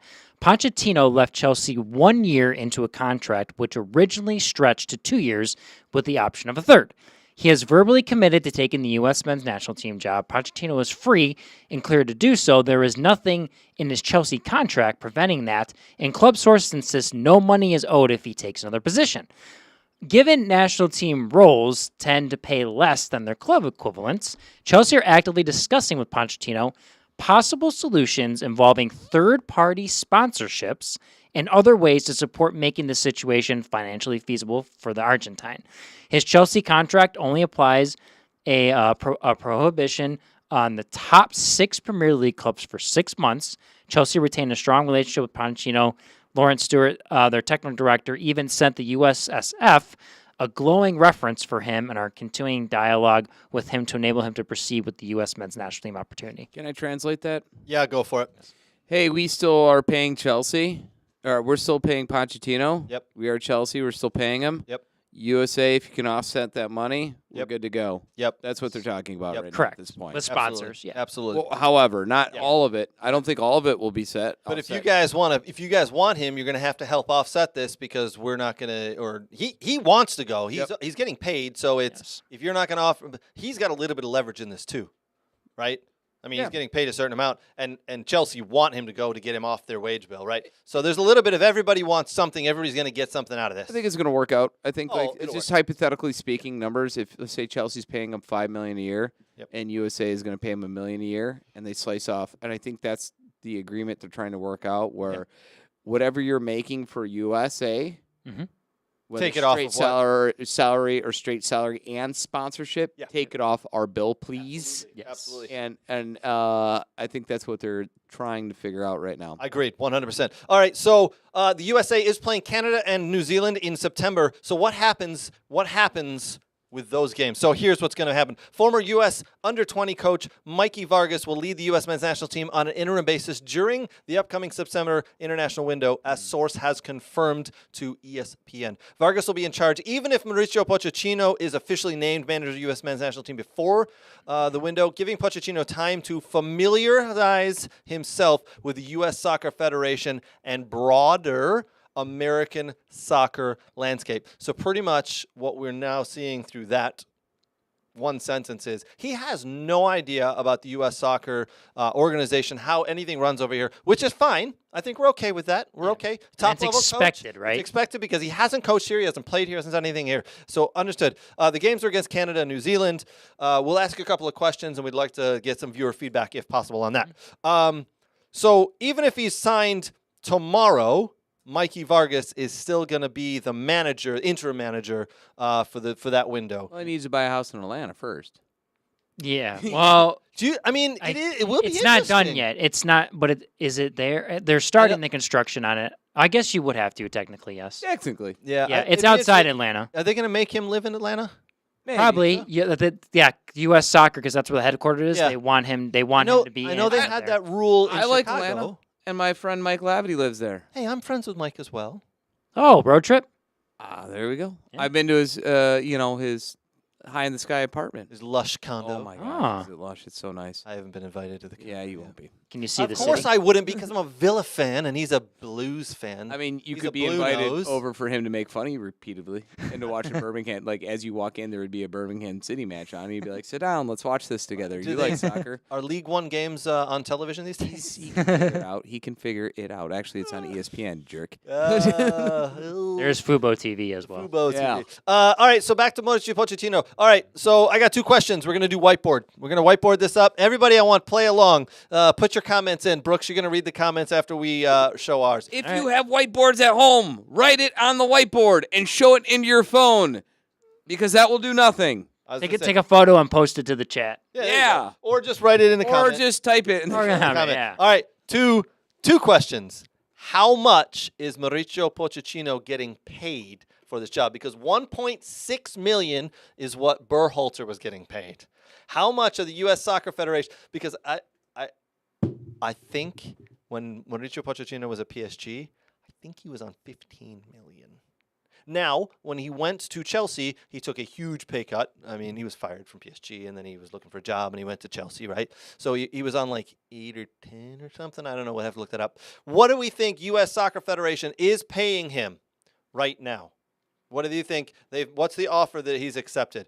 Is it good money? Is it bad money? Is it stupid money? Because he is a good coach. What do we think? All right, boys. I've got a number that I just messed up. Brooks, looks like you've got your number. Do you want to show? Yep. Go ahead and show and tell us what we got. 4 million. 4 million? Yeah. Nope. Okay, that's an interesting. Why only 4 million? I mean, you can't. I mean, if you're going to do the equal pay and everything, you just brought Emma Hayes in. I mean, if you go too high, like exorbitantly high, like close to 10, I think that's just absurd. Unless you get a lot of sponsorship money, and then it's guaranteed that some of the sponsorship money goes back into the women's program. Yeah. Because you just have to at this point. Like it's equal pay, Yeah. right? So Yeah. I mean that's not a bad thought. All right, Nate, what you got, buddy? 1.6 million plus sponsorship. He's getting paid by Chelsea. Interesting. I like that. Paid by Chelsea. Yeah. So he's only going to be a manager for 2 years. He's done.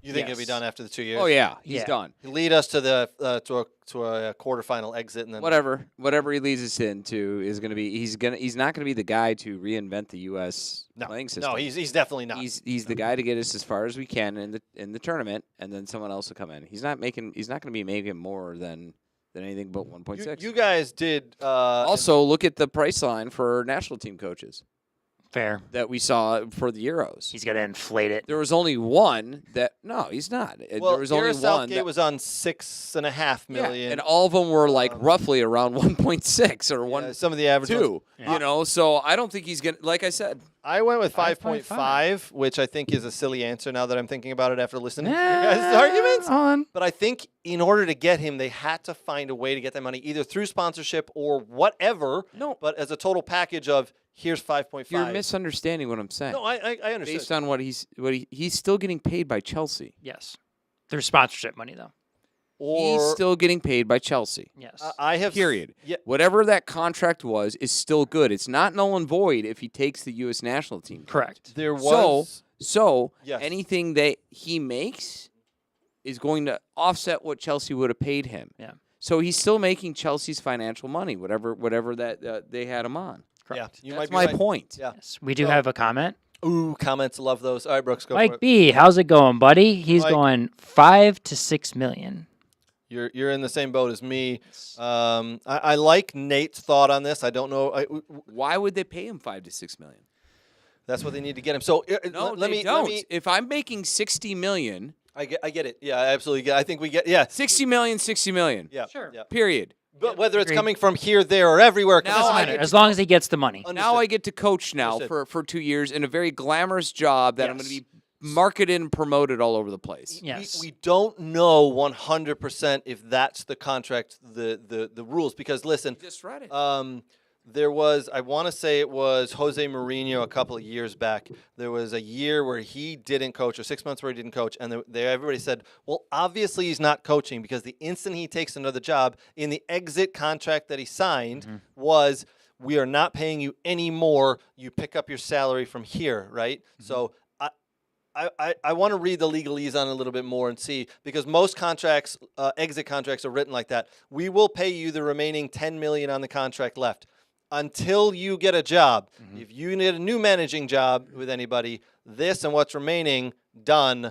Good luck to you. I guarantee, and based on what you just said with Chelsea, You know contracts better than me. What he just read, Yeah. where he's not violating anything. He's not. Still getting paid by it. He's not. And Chelsea's figuring out a way so they don't And have to pay it let's as think a about club. it. Yeah. Tottenham, PSG, Chelsea.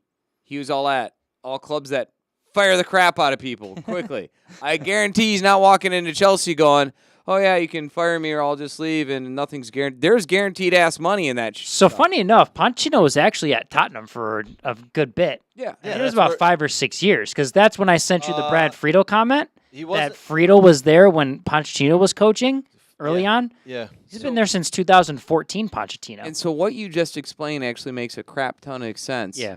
Where the only way, so usually how normally with contracts I deal with, there's guaranteed money, which that sounds what it's like within the deal. Yep. And so long as you don't want to violate that, you're still going to get that guaranteed money. Like you said, taking a top 6 job violates that. That Correct. makes sense in why he didn't take United. Yes. Or if he's waiting for this whole thing now makes a lot more sense. If he's waiting for Good a top point. 6 job Good point. in the Premier League, he needs something to do for a year or two while he's getting that bank. Yes. There you go. And he gets paid by what Chelsea owes him through whatever their money or sponsorship money or whatever. And then he gets other money. This could be a win for him. He could get paid by Chelsea and then get that contract money or more and make more out of this than You are the face of the 2026 World Cup. he period. is. He Are is. you concerned at all though? Because he's Not at getting the all. money either way. Are you concerned that he's going to come? No. in here and Because just go, I think he means business. I think when he means business when he coaches, he's not going to fluff this off. You hated him last year at Chelsea, though. No, I just didn't like Todd Bowley. He did hate him. He did hate him. Yeah, that's what I thought. Lie. No. We could run that. You tape two back. sit on a throne of lies. No. You clearly said crap about how. Here's what I like about it. Can I say what I like about the hire? Yes. Go ahead, yeah. Yes, you Am I absolutely. allowed to? All right. Then we're gonna have another then we'll move on. whiteboard question. No, Yeah, tell I us know. something I just didn't want to take up all the time. I Yeah. know there's another one. What I like about this is I'm actually excited that you're getting someone outside the organization who might go, a Tyler Adams, even though that was your marquee player, only played 4 games. I'm not bringing him in if he only played 4 games. Now you're delving into the next whiteboard question. Damn it.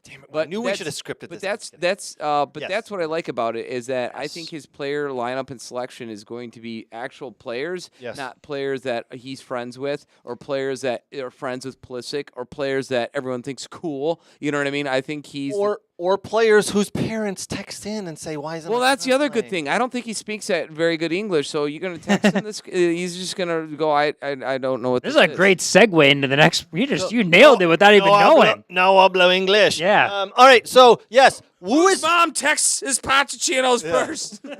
what current U.S. men's national team player loses out?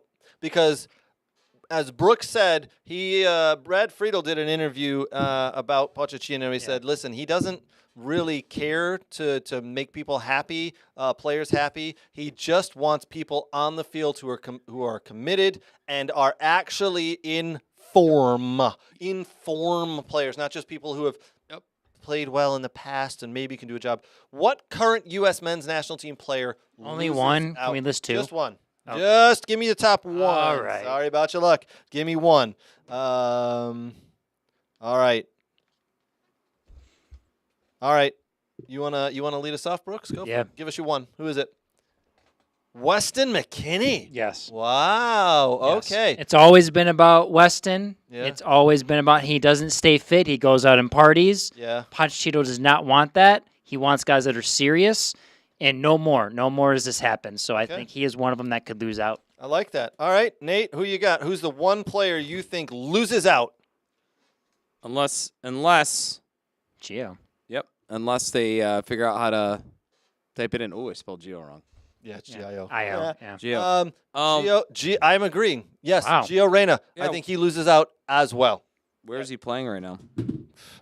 Well, he's on the bench at Dortmund. He's back. Well, at they're Dortmund going to doing loan him nothing. out. He's back at Dortmund doing nothing, picking up a package. And McKennie's a looking wage for a packet. spot to play too because Juventus doesn't want him anymore. Rumor is that Juventus is going to hang on to him. Oh. They were shopping him around, and he hasn't been able to find any no buyers. I don't think anything where he wants to go because he's got the final say. But I think they've just decided they're going to hang on to him because the offers haven't been great. But yeah, no. Listen, I think so. There's Weston McKennie because I think we saw this in Copa. Who ate all the pies? It was Weston McKennie. Yeah. Gio Reyna hasn't been able to establish himself at a team in a year and a half, sits the bench everywhere. Oh, and by the way, Tyler Adams also should be added to this list because he's been injured for a year. Yes. But I will say of the 3, at least Tyler Adams is the one that's all in and doesn't do an extra, doesn't make excuses and do extra stuff or, I his get parents that. are Might calling. need- You got to be, yeah, He I- does. He probably does need to move to another club, probably. And he needs to get injured. He just needs to get healthy. But yeah, he's not going to play for the first fall because of the major surgery he's having. Back surgery. Yeah, it's right? back surgery now. Yeah. I think. Out till So November. Yeah. So, but I think we're all in agreement. Good hire by Matt Crocker and USSF when it actually officially comes through. Because right now it's just I'm excited the lineup he's going to pick because I don't think it's going to be so different from what we all think, and he's going to call in January camp is going to be interesting. I think that's going to be the most interesting time for because us. that's when you call in like 30 absolutely. people, and then you can start going Whittling yes, no, yes, Right. yes. Maybe it opens for our friend DeJuan Jones as a possibility of being an outside back for them. Yeah, probably not. absolutely. Anyways, Hey, Just because he's a Columbus Crew. yeah, they're gonna be like, so we need you to take some MLS guys, and he's gonna be like, no, I'll. he'll probably have to go to MLS matches and watch him. Honestly, he will have to. They will make him do that. He's got something coming. If he's in Atlanta, he's going to watch games anyways when the team's in Atlanta. So you have to do that as your job. You have to watch the domestic. He's going to league. have to. All right. We got a lot of other stuff to get to, boys. We only got about 25 minutes left. We'll be right back after this. We got a ton of stuff, by the way. Like what stuff? Call the tease. Leverkusen did it again, Nate. I'm so sorry they did it. Yeah, it happens. You get Leverkusen. I know. Yeah, that's what it's called now. There was a game that went to 36. They had 36 penalty shots in it. Ooh. I know. Crazy. We'll be right back. I'm Craig Hearn. Today, I'm here with the football doc, Dr. Zachary Atwood. he's going to show me some simple exercises and stretches to do before my soccer games. Because to be honest, I'm getting a little older and I need to be better prepared for these games. All right, he's got some stuff he's going to show us. Let's jump in. What's up, guys? Dr. Zach here with Craig. We're going through a dynamic warm-up here. Super important, especially in this age group as we get older. A lot of guys that I see, they go right from their car and straight to the field without any warm-up. We want to make sure that we're getting the body warm, we're getting loose, we get the heart rate up so that we can help reduce injuries. All right, guys, so I've got Craig currently doing some grass sweeps. He's doing a Frankenstein stretch, and he's also going through some pogos right now. Whoa, Craig, what the hell? Yep, sorry, Doc. All this newfangled dynamic warm-up, this and that. What was wrong with my old warm-up? Oh, yeah, the doc was right. Definitely need the new warm-up. Oh, good Lord.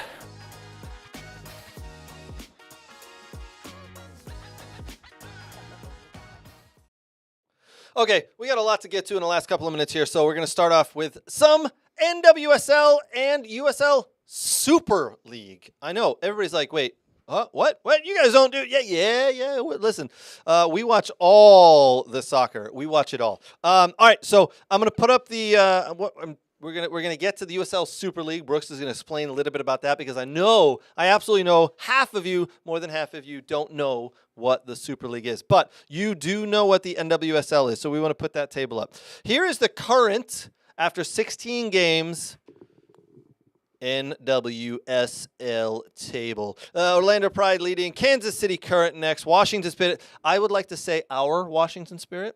By the way, our KC Current too, because we have a lot of NLTers that play for them. That's true. Astra, that's true. Michelle Cooper. Yep, and then Gotham City in fourth, and rounding out the top five, the Portland Thorns. Down at the bottom, Utah Royals and the Seattle Reign. That's crazy. I don't know if you guys saw this. Unfortunately, some bad news. Chloe Ricketts looks like she's broken some bones in her leg. Ooh. She's going to be out for what looks to be a couple of months, maybe, or longer. So, unfortunately, best wishes to Chloe Ricketts. Heal up, get better. We need to see you back on the field very soon. So I'll say this: what a job by the KC Current, because they were at the bottom of the league last year, and now they're in second place. Michelle Cooper play there? Yes, Michelle Cooper plays there with Alexis Spinastra. Michelle Cooper was the first pick of the draft for them last year, I believe. Yes. And she had a good year, but she's coming along this year as well. Yes. Yeah. And I think they have the former U.S. women's national team coach, Androvsky. I think he's there. That's right. I believe he did go there. That's right. I was very interested in that. Yes. We should reach out to see if he wants to be interviewed. We should. Who doesn't want to be interviewed by We Are Soccer Guys? I know. We had a good one. You did a good one this last week with Mr. Todd Yeagley at Indiana. If anybody wants to know more about Indiana soccer and the Big Ten college soccer division, check out the interview with Todd Yeagley, coach of Indiana University. Good dude, by the way. Following and doing a really good job following in his dad's footsteps.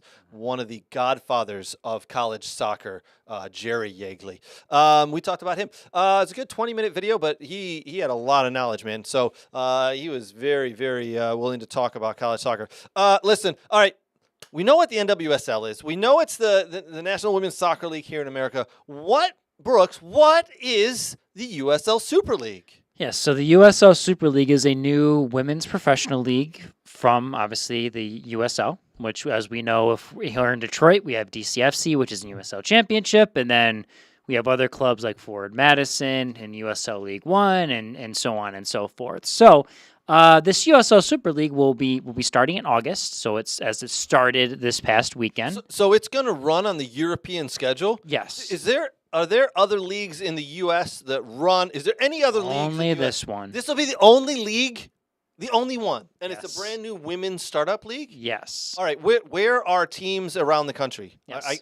I'm very interested because if they're in the Midwest or the Northwest or Northeast, it's going to be tough. It's going to get cold. They better have indoors. Well, global warming's changed things too. Oh, okay. Gotcha. Don't forget. So we have where we got? So we have, in some of these clubs, by the way, I'm not going to go through every one, but they do also have men's programs as well, and within USL League One or Championship. Okay. We have Brooklyn FC. So we have Brooklyn FC, Carolina Ascent FC, Dallas Trinity FC, DC Power FC, Fort Lauderdale United FC, Lexington SC, Spokane Zephyr SFC, and Tampa Bay Sun FC. How many total teams is that? So that's 8, if I count right. Eight total teams. Yes, for and the then Super League. yes, USL Super League. and then in 2025 and over, there's supposed to be teams coming into Chattanooga, Indianapolis, Jacksonville, Madison, Wisconsin, Oakland, California, Okay. Palm Beach, Florida, Phoenix, Arizona, and Tucson, Arizona. So they're just going to expand mightily after Yes. year one. Yes. And they're starting this August. Yes. So the game's already kicked off. So I'll just we'll just quickly read off some scores here. So August 17th there, we have Carolina Ascent FC winning 1-0 over DC Power FC. And then we had a 1-1 draw between Spokane Zephyr FC and Fort Lauderdale United FC. And then today we had one match between Tampa Bay Sun FC and Dallas Trinity FC, and that ended in a 1-1 draw as well. Okay, I think the goal from here on out, Brooks, is we got to pick USL Super League. We do. We got to pick a team. We've got a few NO tiers on Tampa. Do we? We do. Who? Who we got? Who we got? I can't remember exactly, but I know we have a few. All right, someone get a hold of Aaron Bird. Aaron, who do we know who plays in the USL Super League and who can be our player and our team? And can we get a jersey? Let's can we get an interview? Let's contact Mr. Bird at NLT and let's pick a team. All right, so lots of women's soccer. Soccer, man, it's growing. Coming. It is absolutely growing. It's phenomenal. I will be very impressed when the USL Super League has some players who get picked in to go for the U.S. women's national team. It's possible, or any other national teams. You never know. Or any of the national teams. Yeah. All right, moving on. We got a ton of stuff to get through here. Nate, God dang it, Nate. Just as I become a Stuttgart fan, I've been a Stuttgart fan for a little bit now, but just as I'm really get into it, they lost the German Super Cup. They lost. Yeah, it happens. Did you watch the game? That's your problem. Yes, I so, did. No, I did not. So even Xavi Alonso came out and said that he liked how Stuttgart plays. Oh, I saw that. He said they're good. And he goes, I look forward to the matches that they're going to be having quite often. I don't know. But Leverkusen did it again. I don't know. In the 88th minute, they tied it up. The Cardiac Kids. Goat that Leverkusen sacrificed in order to just have the luck that they're having. And I mean, we have a goal line ball, fantastic overhead kick that was hit, and a goal line basically just bounced that prevented them going up for more goals in the first half. The second half, Undave missed the center back actually, I thought he missed at first, but when they slowed it down, the center back actually came out of nowhere, barely nicking the ball, sending it wide left for a goal that would have been a winner before their tying match. And then 88th minute. Tying goal. And the way the Super Cup goes, they go right to PKs. I think that's just like Community Shield, exactly same thing. And two of Stuttgart's players just had awful PK kicks that just were bad. But the team looked really good. And the fact that they took basically a team, it was 54 games. Best team in the world last year, by the way. 54 games with 53 wins. And they're unbeaten by a German team in 53 matches. No German team has beaten them in 53 matches. Without looking at the schedule, get your whiteboards out. Here we go. They're never losing. All right. This one's kind of off the cuff here. We ready? All right. How many games? Let's say. You said without looking at the schedule. Let me stop cheating. Yeah. Don't look at the schedule. How many games? So game 1 of the season is next week for Leverkusen. Yep. How many games do they go into the season before they lose their first game? How many games are they get? At what point do they lose their first game? Without looking at the schedule, without looking at when they play Bayern or Stuttgart or Borussia Dortmund or anything like that. How many games into the season until they lose? So Hold on. I'm going to write my number. Yep. And then based off what you guys tell me, Yep. I'm going to tell you what match that is. Okay. Oh, fair yeah. enough. So I'm going to write it first, so then I'm not cheating. How many games they play, like regular season matches? 34? 34. Okay. So, okay. All right. You want me to go first? Nate, you can go last if you want. Go for it. All right. I think. Am I including the Pokal game? It's just regular season? I was regular just season. going to go regular season. Regular season. Bundesliga. Yep. So I think they win or draw the first 8. I think game 9 is when they lose. They take their first loss in game 9. Who do they play, Nate? Oh, good Lord. Who do they play? Stuttgart. Oh! My new favorite German team. I mean, of course. That also means that within the mix, they're beating Bayern Munich out. Never heard of them. And Leipzig. Never heard of them. I mean, who knows? It could happen. I mean, You don't. No, you don't have to beat them. You just don't have to lose to them. So those could be draws. And then Stuttgart get the job done and ruin the season. and a team that who's done well against them the last 2 times. All So right. that could be their number. That could be a solid one. All right, Brooks, you next. What game do they lose? I don't think they lose till the second half of the year. Whoa, game 18. So they win or draw 17 games Yeah. in a row, and then Yeah. 18th game, 18 games into the season. Wow. I mean, that doesn't- Gladbach at home. Oh, Mönchengladbach. Do you think they're going to lose at home to Gladbach? Gladbach's always sneaky. They get wins left and right. You know, every once in a while. I had something similar, Brooks. Really? I wrote 15. I don't know. The Okay. number 15 jumped out in my head. All right. And if I go 3 back, so I believe that's 15 if I do my Actually, I math had right. that one too, and I changed it. I don't know why. Just 15 sounded like a good number. Yeah.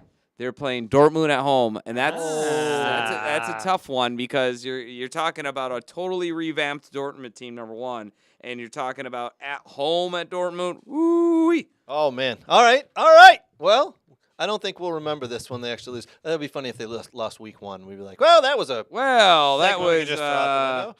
good job, Gladbach. Yeah. All right. So, listen, we talked about it earlier. Nate, I think we're just an FYI. We're moving on from Bundesliga. That's what I mean. It was a really good match. Next week. Yeah, it was a really good You know what? I do apologize. Move on. Table? No. Any other comments on it? I mean, No, move on. There's not. I mean, it was a good match. I think Stuttgart played really well, and that's the end of it. Took them to PKs, and it was an exciting match all around. And again, Leverkusen just absolutely Leverkusened. Yeah, Stuttgart. that's what they do. Stuttgart was playing sound defense the whole time, and then for some odd reason, Patrick Schick just split both center backs on a throw-in, scored a goal, and you're just like, How the hell did that happen? How? Why? How? Yeah. Yeah, it happens. Again, it's a community shield type game. It counts, but it doesn't count. Yeah. It's a friendly. And they're but still there's a trophy at the end, but next week, week 1, Bundesliga. That's when it really. and they still got a bunch of new players that they were rotating in as well. All right. We mentioned it earlier. Napoli, before the game started, so I believe it was yesterday or the day before, Antonio Conte, who's taken over there at Napoli, he came out and says, it's going to take months to get Napoli and this team back to being competitive. He said, Wow. either 6 months, 12 months, or 2 years. I don't know. This is what he said yesterday or the day before. With it, I think he has anxiety. again, do you know what? Do you know what Napoli did today? He really freaks out. He smokes, doesn't he? Yes, he does. I think so. Yeah, you know, Do you know what Napoli did today? They lost 3-0 to Hellas Verona. Who? Yes, exactly. Hellas Verona, they're not exactly a big Italian Serie A team, a huge Yeah, Verona's a AC nice Milan, city. Inter Milan, a Juventus. Hellas Verona. They lost to Hellas Verona 3-0 and got beaten soundly. Antonio Conte, you are either 100% correct or you lost on purpose and now you want to get fired because you want to pay out like all the other ones. Anyway, so yes, Napoli, I think Kvaratskhelia, he needs to leave. We obviously know Osimhen's leaving, but I really want to see the midfielder, the Georgian midfielder, Kvaratskhelia. I want to see him leave, and I want to see him in the Premiership badly. I think he could be a hell of a player.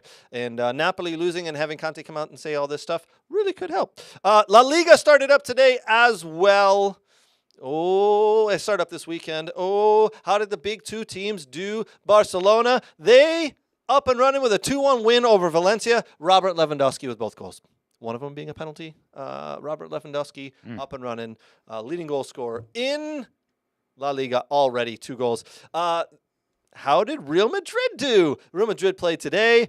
Kylian Mbappé gets the start. Kylian Mbappé up top. Vinicius Jr. out left. It's the front 4 of Vinny, Rodrigo, Mbappe, and Bellingham is just incredible. They could only score 1 goal today. They draw 1-1 with Mallorca. Sometimes too much firepower isn't good. I agree. After the game, Carlo Ancelotti came out and said, we didn't press. We gave the ball away. We didn't press quick enough. We weren't good enough defensively. There's some issues right now. We're worried. They're going to take care of some Question is, with those superstars, are they going to want to press? That's the problem is like.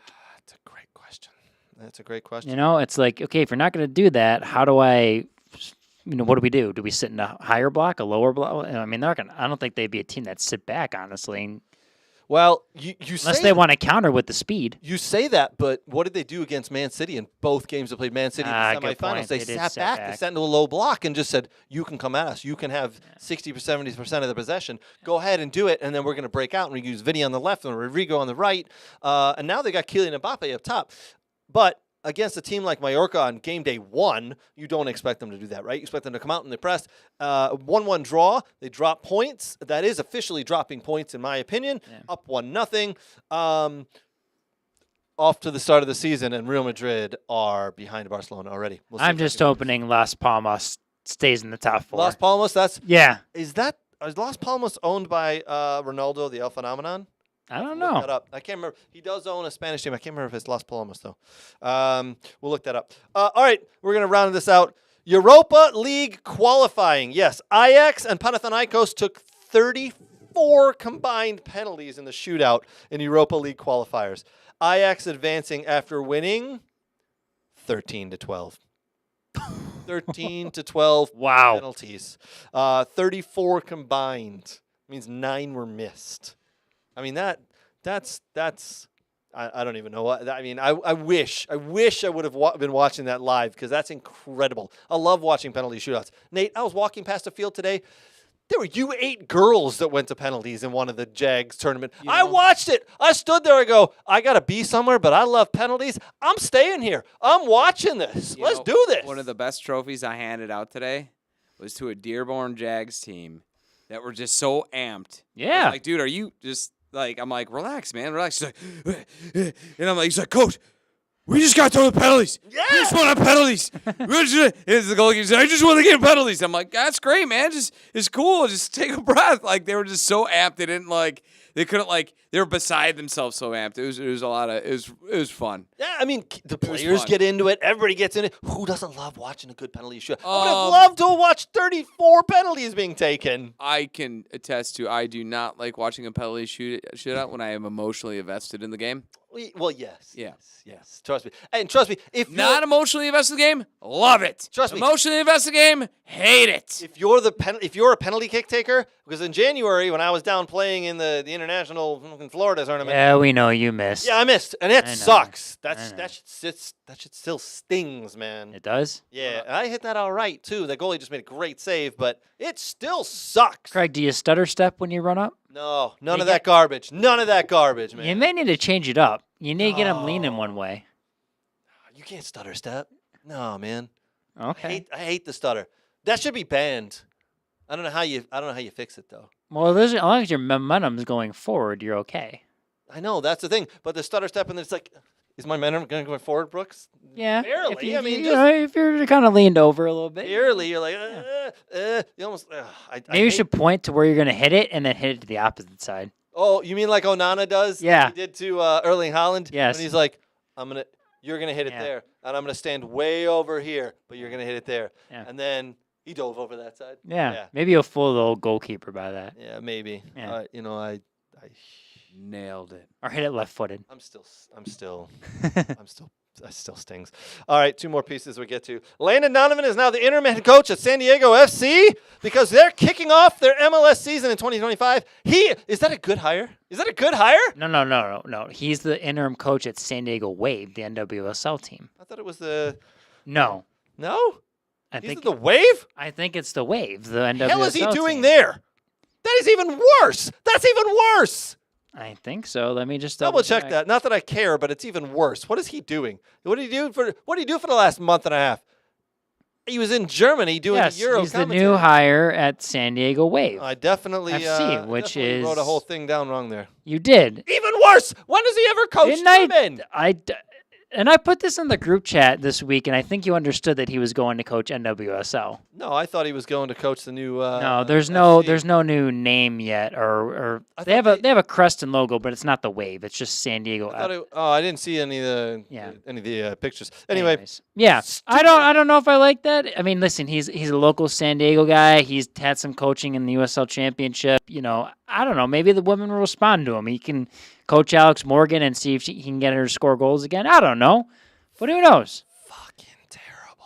Yeah. Sorry for the language. All right, Wrexham into League One, draw with Bolton. Doing well so far, 1-0-1 in League One there. One win, one draw. Mm-hmm. They Wickham the first one, 3-0. Yeah, they did get booted out of the EFL Cup by Sheffield United. 4-2, yep. 4-2. Sheffield United, the championship team, I believe. So, but Wrexham doing pretty well again. They're doing all right. And those games are on ESPN, I believe, right, Nate? Something like that. Or is it Paramount?